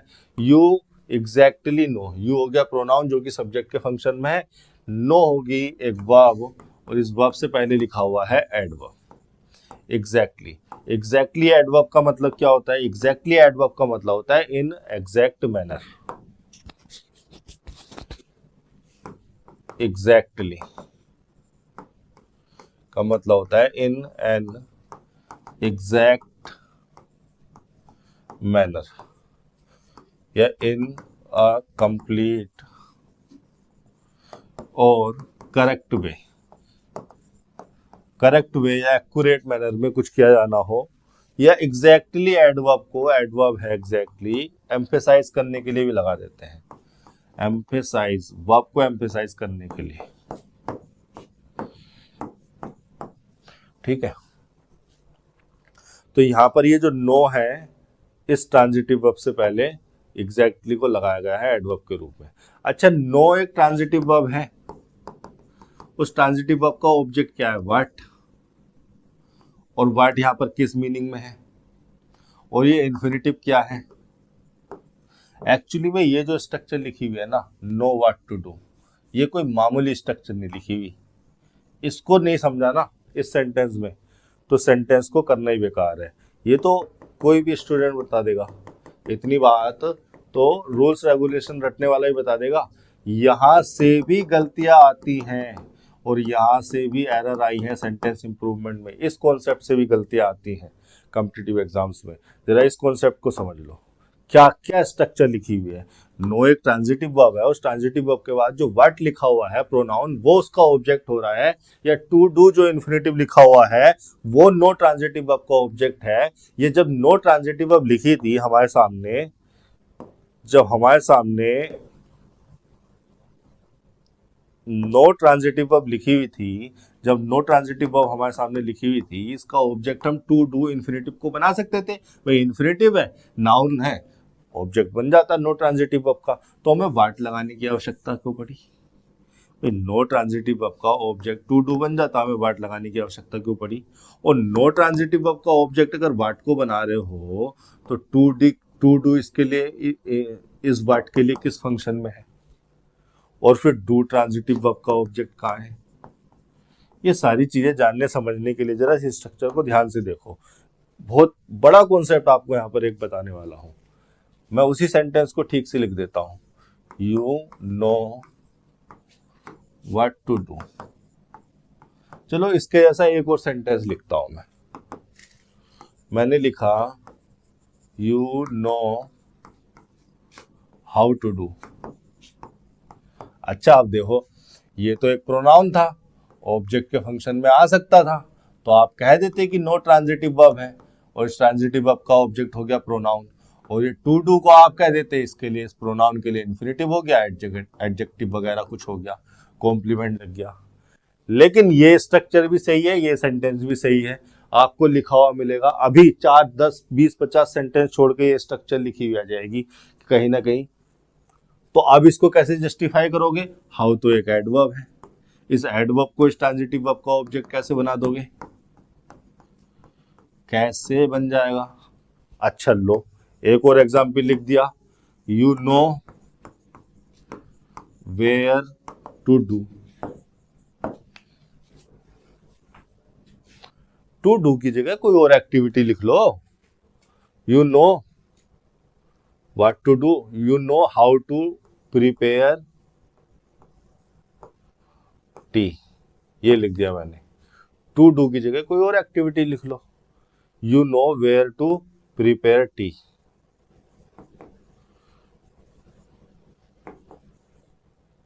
ठीक है, कोई और इन्फिनेटिव भी आ सकता है, टू प्रिपेयर भी एक क्या है, इन्फिनेटिव है। एक और एग्जाम्पल लिख देता हूं मैं। You know when to do, या कोई दूसरा इन्फिनेटिव भी लिखा हो सकता है यहाँ पर, to prepare tea. You know when to prepare tea. Actually में जब नो ट्रांजिटिव वर्ब के बाद ऑब्जेक्ट लिखा हुआ था जो कि व्हाट प्रोनाउन था, तो उसको तो आप सिंटैक्टिकली जस्टिफाई कर लेते। हाउ भी एक एडवर्ब है, वेयर भी एक एडवर्ब है, व्हेन भी एक एडवर्ब है। इस एडवर्ब को सेंटेंस की सिंटैक्स में कैसे जस्टिफाई करोगे, किस फंक्शन में है, क्यों लगाया गया है, नो ट्रांजिटिव वर्ब का ऑब्जेक्ट कहाँ है, और ये क्यों आ गए? इतनी बात समझने के लिए जरा ये चीज देखो। मैंने एक सेंटेंस लिखा, आई नो योर मदर। अब देखो यहां पर ये नो ट्रांजिटिव वर्ब है, इसका ऑब्जेक्ट क्या है? एक पर्सन है। हालांकि यहां पर कोई थिंग भी हो सकती थी, मैंने पर्सन लिख दिया अपने एग्जांपल में। कोई थिंग होती तो सेम बात जो मैं बोलने वाला हूं वो वैलिड है। अब किसी पर्सन के या किसी थिंग के एट्रीब्यूट्स होते हैं। किसी पर्सन के क्या क्या एट्रीब्यूट्स हो सकते हैं? किसी पर्सन के एट्रीब्यूट्स की अगर मैं बात करूं, प्रॉपर्टीज की, गुणों की बात करूं, तो क्या हो सकते हैं जिसकी वजह से उसको आइडेंटिफाई किया जा सके? पर्सन के वो एट्रीब्यूट जिसकी वजह से उसको आइडेंटिफाई किया जा सके, जाना जा सके, वो एट्रीब्यूट क्या हो सकते हैं? पहली बात तो उसका नेम, उसका कलर, उसका होम कहाँ है, उसकी डेट ऑफ बर्थ या उसकी एज, उसकी फिगर, फिजिकल फिगर की बात कर रहा हूं, ठीक है, उसका एड्रेस। अच्छा होम एड्रेस, चलो होम में आ गया। उसका रिलीजन हो सकता है, उसका फेस स्ट्रक्चर हो सकता है, जिसकी वजह से उसको आइडेंटिफाई किया जा सके या कहा जा सके कि हम उसको जानते हैं।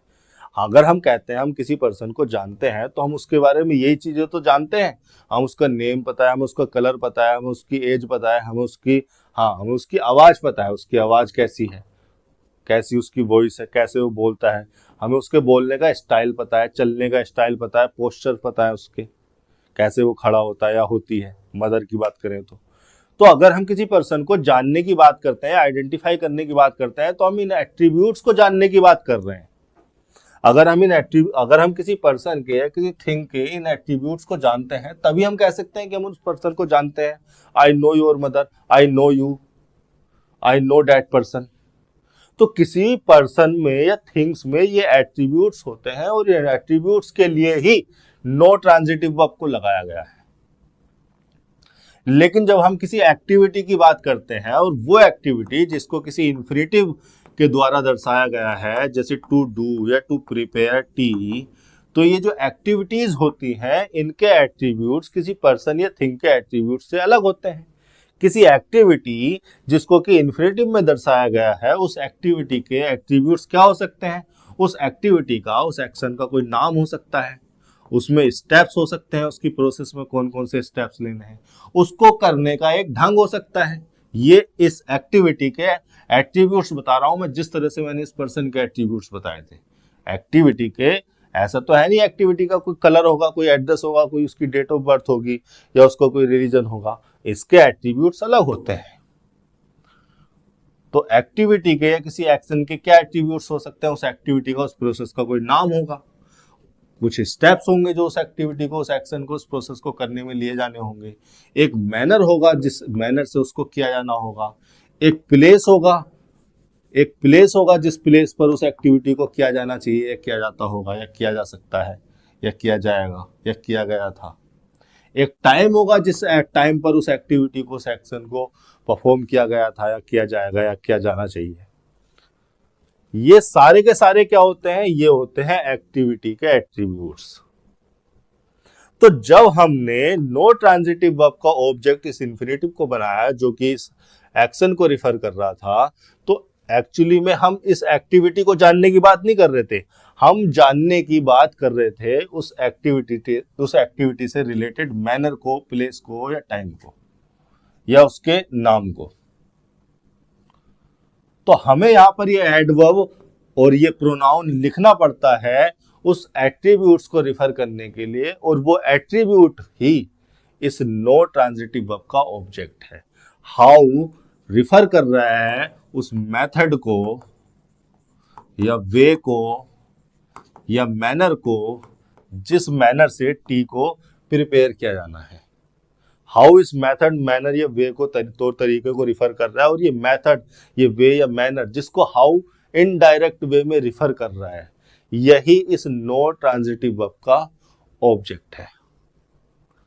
इसी प्रकार से वेयर जिस प्लेस को रिफर कर रहा है, इनडायरेक्ट वे में वेयर जिस प्लेस को रिफर कर रहा है, जिस एट्रीब्यूट को रिफर कर रहा है, वो एट्रीब्यूट, वो प्लेस ही इस नो ट्रांजिटिव वर्ब का ऑब्जेक्ट होना है। इसलिए सेंटेंस किस स्ट्रक्चर को, सिंटेक्स को मीनिंगफुल बनाने के लिए हमें इन एडवर्ब्स को लिखना पड़ता है। उसी प्रकार से व्हेन जिस टाइम को इनडायरेक्ट वे में रिफर कर रहा है, उस टाइम को ही जानने की बात की जा रही है, उस एट्रीब्यूट को ही जानने की बात की जा रही है। इसलिए जब भी आप नो,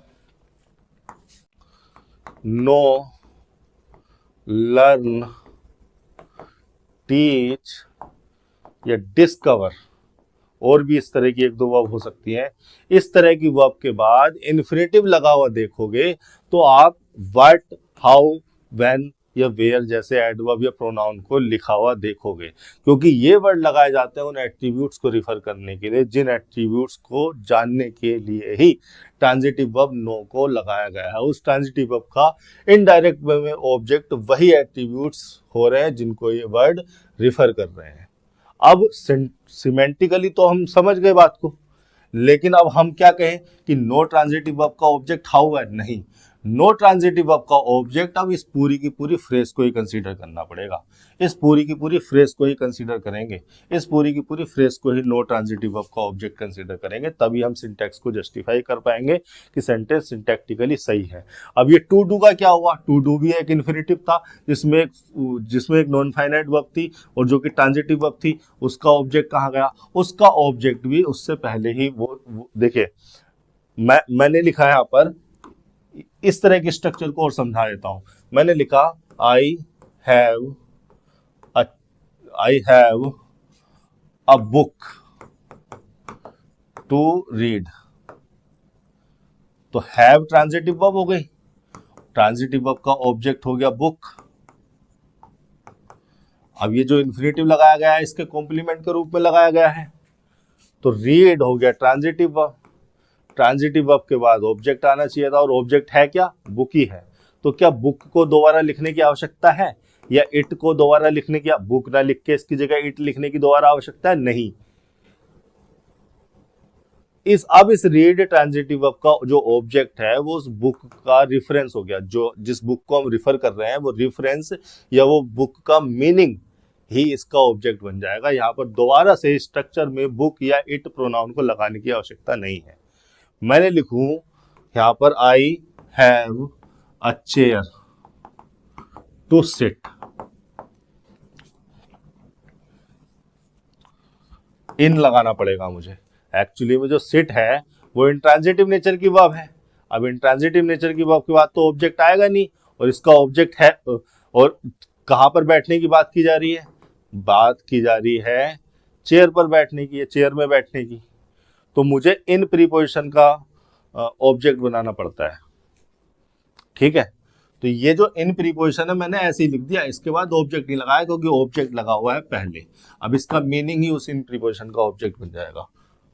तो इस तरह की स्ट्रक्चर भी आपको देखने को मिलती है। हालांकि ये जो कॉन्सेप्ट मैंने अभी दोबारा से बताया है यहाँ पर, I have a book to read, I have a chair to sit in, ये जो है जब मैं नॉन फाइनाइट वर्ब चैप्टर पढ़ाता हूँ, अभी कुछ दिनों में स्टार्ट करूंगा, तो तब मैं इस तरह के कॉम्प्लिकेटेड कॉन्सेप्ट्स को वहां पर डिस्कस करता हूँ। अभी सेंटेंस में हमारे चूंकि सामने आ गए तो हमने बात कर ली, किसी भी चीज को इग्नोर करना सही नहीं है। तो ये आपकी ये स्ट्रक्चर लिखी हुई है। यहाँ पर आपने व्हाट को लगाया गया है, यहाँ पर व्हाट को लगाया गया है उस एक्टिविटी के, उस एक्शन के नाम को रिफर करने के लिए कि उस क्या है, वो कौन सी प्रोसेस है, कौन सी एक्टिविटी है जिसको करने की बात की जा रही है। और नो ट्रांजिटिव वर्ब का जो ऑब्जेक्ट है वही एट्रीब्यूट है, वही थिंग है जिसको व्हाट रिफर कर रहा है। विद लग गया प्रीपोजिशन, और प्रीपोजिशन के बाद लग गया डेट एक्स्ट्रा वासाबी। वासाबी एक नाउन है। एक्चुअली में सुशी और वासाबी होते क्या है, मैंने एक फिगर लगाया था, मैं आपको दिखाना भूल गया, चलो दिखा देता हूं। ये जापानीज फूड होते हैं, ये है सुशी, ये हमारा इसमें कट गया, ये होती है सुशी, ये सुशी है, ये इस तरह से इसके पीस कटे हुए हैं, और ये इसके साथ एक ग्रीन कलर का पेस्ट दिया जाता है खाने के लिए, चटनी इसको बोल सकते हैं, जापानीज चटनी होती है जो सुशी के साथ दी जाती है। इस चटनी को, इस ग्रीन कलर के पेस्ट को वासाबी बोला जाता है, और ये होता है सुशी फूड। ये जापानीज फूड है, दोनों के दोनों ही जापानीज फूड है। तो इसी फूड को जो है रिफर किया जा रहा है आपके सेंटेंस में। वापस आते हैं, तो विद यहाँ पर क्या लगा, प्रीपोजिशन, और प्रीपोजिशन के बाद लग गया उसका ऑब्जेक्ट डेट एक्स्ट्रा वासाबी हो गया नाउन, एक्स्ट्रा हो गया एडिशनल, एक्स्ट्रा का मतलब एडिशनल, एडजेक्टिव हो गया इस नाउन को मॉडिफाई करने के लिए, डेट लग गया यहाँ पर determiner, that extra wasabi. That यहाँ पर रिलेटिव प्रोनाउन लग गया, और रिलेटिव प्रोनाउन लगा है वासाबी के लिए, वासाबी है सिंगुलर, तो डेट को भी सिंगुलर ही कंसीडर करोगे, हैव की जगह हैज हो जाएगा। कम हो गई यहाँ पर इंट्रांजिटिव वर्ब, और अलोंग यहाँ पर प्रीपोजिशन नहीं है। देखिए प्रीपोजिशन अगर अलोंग होती तो निश्चित तौर पर उसका ऑब्जेक्ट लगा होता है, अलोंग है यहाँ पर एडवर्ब, और अलोंग रिफर कर रहा है टुगेदर को, ठीक है, जो एक्स्ट्रा वासाबी सुशी के साथ आएगी। ये हो गया आपका 50वां सेंटेंस। 51वें पर चल लेते हैं।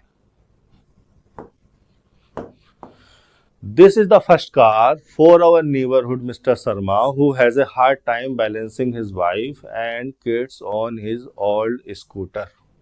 This, देखिए दिस जो वर्ड है वो डिटर्मिनर भी हो जाता है, प्रोनाउन भी हो जाता है। निश्चित तौर पर यहाँ पर डिटर्मिनर नहीं है, प्रोनाउन है, क्योंकि डिटर्मिनर होता तो नाउन से पहले लिखा होता उस नाउन को डिटरमाइन करने के लिए। यहाँ पर दिस है प्रोनाउन, और प्रोनाउन होने की वजह से वो हो गया सब्जेक्ट, सिंगुलर नेचर का है, सिंगुलर सब्जेक्ट है, तो यहाँ पर लगा दिया इज। इज यहाँ पर हो गई लिंकिंग वर्ब। लिंकिंग वर्ब के बाद लिखा हुआ है कॉम्प्लीमेंट, क्या है, द फर्स्ट कार। कार हो गया नाउन, फर्स्ट होता है ऑर्डिनल नेचर का नंबर, ऑर्डर बताता है, ठीक है, ये इसकी पहली कार है, दूसरी अभी लेगा, जब भी लेगा बाद में, तो उस ऑर्डर में, उन कारों के ऑर्डर में जो बाद में ली जाएंगी या ना ली जाए, उसमें पहली कार को, पहले वाली ऑर्डर को बता रहा है। The first, this is the first car first car, देखिए जो ऑर्डिनल डिटर्मिनर होते हैं जब ये लगाए जाते हैं किसी नाउन से पहले तो ये उसको स्पेसिफिक कर देते हैं, इसलिए द आर्टिकल इनके साथ आता ही आता है। This is the first car. यहाँ पर लिखा हुआ है फोर के बाद प्रीपोजिशन। देखिए कई स्टूडेंट्स को यहाँ पर भी गलती लग सकती है, वो ये कह सकते हैं कि सर यहाँ पर फोर नहीं ऑफ लगाओ।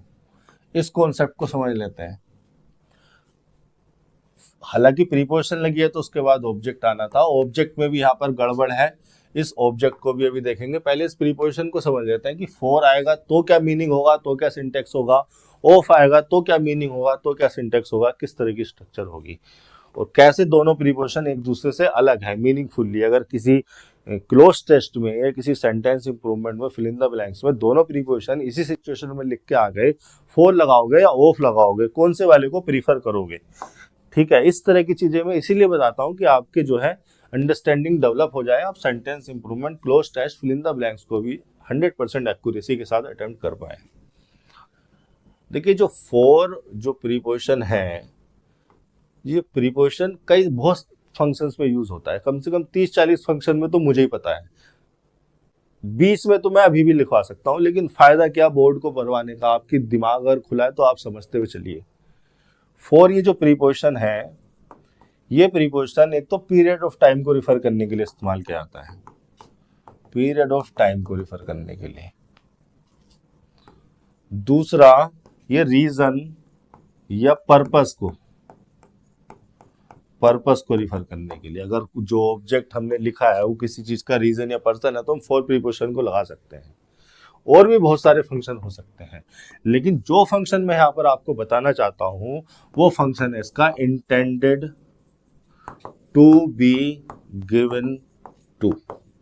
Intended to be given to, इस तरह के मीनिंग को कन्वे करने के लिए फोर प्रीपोजिशन को लगाया जा सकता है। अब देखिए जो टू प्रीपोजिशन है, ये प्रीपोजिशन आप लगाते हैं लास्ट पॉइंट के लिए, और लास्ट पॉइंट अगर कोई पर्सन हो तो उस पर्सन को क्या कहते हो आप? रिसिपिएंट, कि इसने कुछ रिसीव किया होगा। तो यहाँ पर फोर प्रीपोजिशन इस रिसिपिएंट को रिफर करने के लिए लगाया जा सकता है, ये कहा जा सकता है, या फोर प्रीपोजिशन इस फंक्शन में टू प्रीपोजिशन के फंक्शन के बहुत करीब आ जाता है, लेकिन दोनों में डिफरेंस है। जैसे मैंने लिखा I have a message for you, तो यहां पर फोर प्रीपोजिशन से जो मेरा फोकस है, फोर प्रीपोजिशन है किस मीनिंग में? Intended to be given to. I have a message intended to be given to, तो टू लगाया जा रहा है किसके लिए? रिसिपिएंट के लिए, उस लास्ट पॉइंट के लिए, यानी कि टू प्रीपोजिशन का ऑब्जेक्ट हो जाएगा यू, अगर मैं इस मीनिंग को कन्वे कर रहा हूं फोर प्रीपोजिशन लगाकर। तो यू क्या है? मेरा रिसिपिएंट है। लेकिन जब मैं कहता हूं आई सेंड अ मैसेज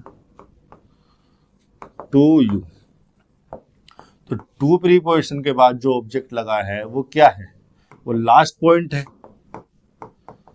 भाई जो मैसेज मैंने सेंड किया है वो आई मेरे मोबाइल से निकलेगा और यू के मोबाइल तक जो है वो जाएगा।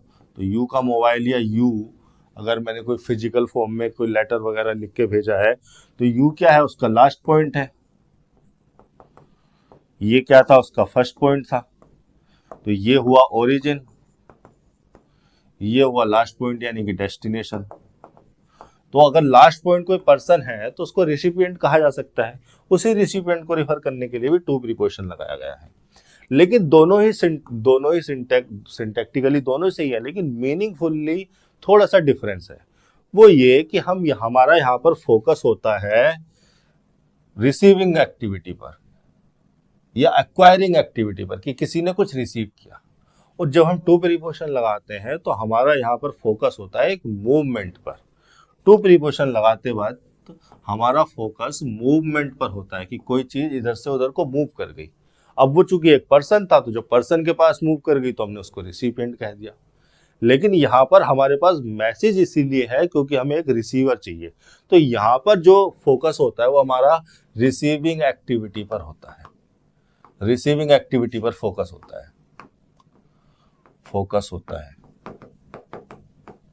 और यहां पर फोकस हमारा मूवमेंट पर होता है, मूवमेंट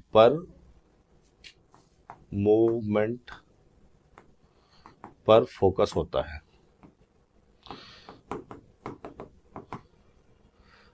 अब चूंकि फॉर प्रीपोजिशन का इस्तेमाल करके मैं रिसीवर को लगा सकता हूं, तो जब मैंने हमारी ये फ्रेज लिखी, क्या फ्रेज थी? The first car for mister Sharma. Neighbourhood को अभी हटा दो, उसमें खुद एक गलती है, वो देखेंगे अभी। और जब मैंने लिखी the first car of mister Sharma, तो दोनों किस तरह से अलग हैं? फॉर प्रीपोजिशन का इस्तेमाल करके मैं रिफर कर रहा हूं एक रिसिपिएंट को, और मेरा फोकस है रिसीविंग एक्टिविटी पर, कि मिस्टर शर्मा ने पहली बार कुछ रिसीव किया, पहली बार वो कुछ लाए। और जब मैं ऑफ प्रीपोजिशन लगा रहा हूं, तो इस प्रीपोजिशन के बाद जो मैं ऑब्जेक्ट लिख रहा हूं, मैं उसको रिफर कर रहा हूं ओनर। यहां पर मेरा फोकस है उस रिसिपिएंट पर, उस रिसिपिएंट को जोड़ रहा हूं। और यहां मैं जब ऑफ प्रीपोजिशन लगा रहा हूं, तो मैं जोड़ रहा हूं एक ओनर को। और यहां पर मेरा ऑफ प्रीपोजिशन लगाने से फोकस हो गया मेरा ओनरशिप पर। तो बस थोड़ा सा मीनिंग चेंज हो रहा है। यहां पर मैं ये कह रहा हूं कि मिस्टर शर्मा ने कुछ रिसीव किया पहली बार अपनी पहली कार को, यहां पर मैं कह रहा हूं कि वो जो फर्स्ट कार है उसके ओनर ही मिस्टर शर्मा है। लेकिन दोनों ही सिंटैक्टिकली सही है, सिमेंटिकली सही है, मीनिंग थोड़ा सा चेंज हो जाएगा। यहाँ पर फोकस है मेरा रिसीविंग एक्टिविटी पर, और मैं एक रिसिपिएंट को रिफर कर रहा हूँ। यहाँ मैं एक ओनर को रिफर कर रहा हूँ, और यहाँ फोकस है मेरा ओनरशिप दिखाने पर, कि किसी ऑब्जेक्ट की मुझे ओनरशिप दिखानी है। यहाँ पर मुझे ये दिखाना है कि ऑब्जेक्ट को रिसीव किसने किया। इतना सा डिफरेंस है। फॉर भी सही हो जाएगा, ऑफ भी सही हो जाएगा, दोनों ही सेंटेंस की सिंटैक्स में सिमेंटिकली भी और सिंटैक्टिकली भी जस्टिफाएबल है। लेकिन ऑफ और फॉर प्रीपोजिशन हम लगा देंगे, हमें उसके बाद चाहिए ऑब्जेक्ट, और ऑब्जेक्ट हो रहा है हमारा नीबरहुड। अब नीबरहुड को तो हम रिफर कर नहीं रहे हैं, नीबरहुड ने तो रिसीव किया नहीं कुछ, नीबरहुड की ओनरशिप में तो कार है नहीं। हमें यहाँ पर लिखना है नीबर, NEIGHBOUR। हम उस नीबर को रिफर कर रहे हैं जिसका नाम भी हमने लिखा हुआ है। एक्चुअली में यहाँ पर एक और गलती है। देखो, जब हमने नीबर नाउन लगा दिया था और अवर डिटर्मिनर लगाया था उस नाउन से पहले, नीबर से पहले, नीबर तो होगा नहीं, नीबर हो जाएगा। नीबर खुद एक नाउन होता है, फॉर अवर नीबर या ऑफ अवर नीबर। तो इस मिस्टर शर्मा जो कि एक नाउन फ्रेज है, इस नाउन फ्रेज को जोड़ने के लिए हमें यहाँ पर एडिशनली कोमा लगाना था। ये 2 कोमा यहाँ पर आते हैं। भाई जिस पर्सन को रिफर करने के लिए हमने नीवर नाउन लगा दिया, अब उस पर्सन का अगर नाम लिख रहे हैं तो वो एक एडिशनल इंफॉर्मेशन तो होगी, वरना तो ऐसा नहीं होगा कि जैसे हमने 2 नाउन को एक साथ जोड़ दिया। या फिर इस नीवर को नाउन ना मानकर नाउन मॉडिफायर कंसीडर करो, एडजेक्टिव कंसीडर करो मिस्टर शर्मा के लिए, तो ये सिंटैक्टिकली सही है। या फिर कोमा लगाओ, तो कोमा लगा नहीं रखा, फिर इस नीवर को नाउन मॉडिफायर यानी कि एडजेक्टिव कंसीडर कर रखा है। हु हो गया एक रिलेटिव प्रोनाउन, और रिलेटिव प्रोनाउन आया होगा मिस्टर शर्मा के लिए जो कि एक सिंगल पर्सन है, इसीलिए सब्जेक्ट जो हो गया सिंगुलर हो गया। और हु तो सब्जेक्ट के फंक्शन में होता है, हुम होता है ऑब्जेक्ट के फंक्शन में, तो सब्जेक्ट बन गया हैज के लिए। हैज हो गई यहाँ पर मेन वर्ब जो कि ट्रांजिटिव वर्ब है, ट्रांजिटिव वर्ब का ऑब्जेक्ट हो गया।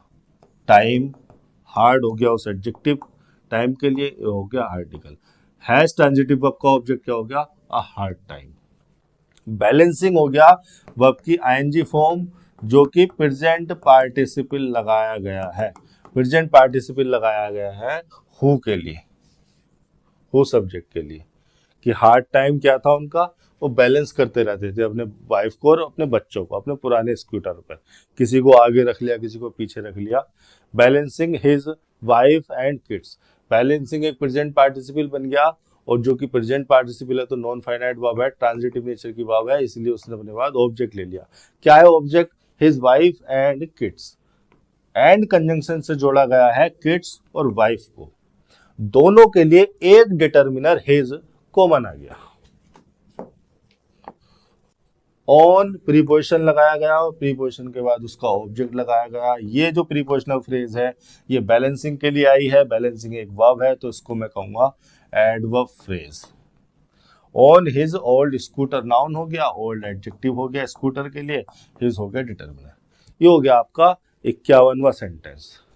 आज के लेक्चर में जो है इतना ही। इसी तरह से जो है आपको दिमाग लगाना है, लॉजिकल रहना है, परेशान नहीं होना है। शुरू में जो है इस तरह की अप्रोच टाइम लेती है, लेकिन जब आप इसमें प्रैक्टिस कर लेंगे, 200-400-500 सेंटेंस इस तरह से कर लेंगे, इस अप्रोच को फॉलो करेंगे, इसी अप्रोच से अपने सेंटेंसेस को लेकर बैठेंगे, घर पर प्रैक्टिस करेंगे, तो आपका टाइम बहुत ज़्यादा रिड्यूस हो जाएगा। आप इंग्लिश के एक्सपर्ट बनते हुए महसूस करेंगे और चीज़ें, सेंटेंस की स्ट्रक्चर, सेंटेंस का मीनिंग, शब्दों का स्वभाव आपको जो है क्रिस्टल क्लियर दिखेगा। आज के लेक्चर में इतना ही। धन्यवाद।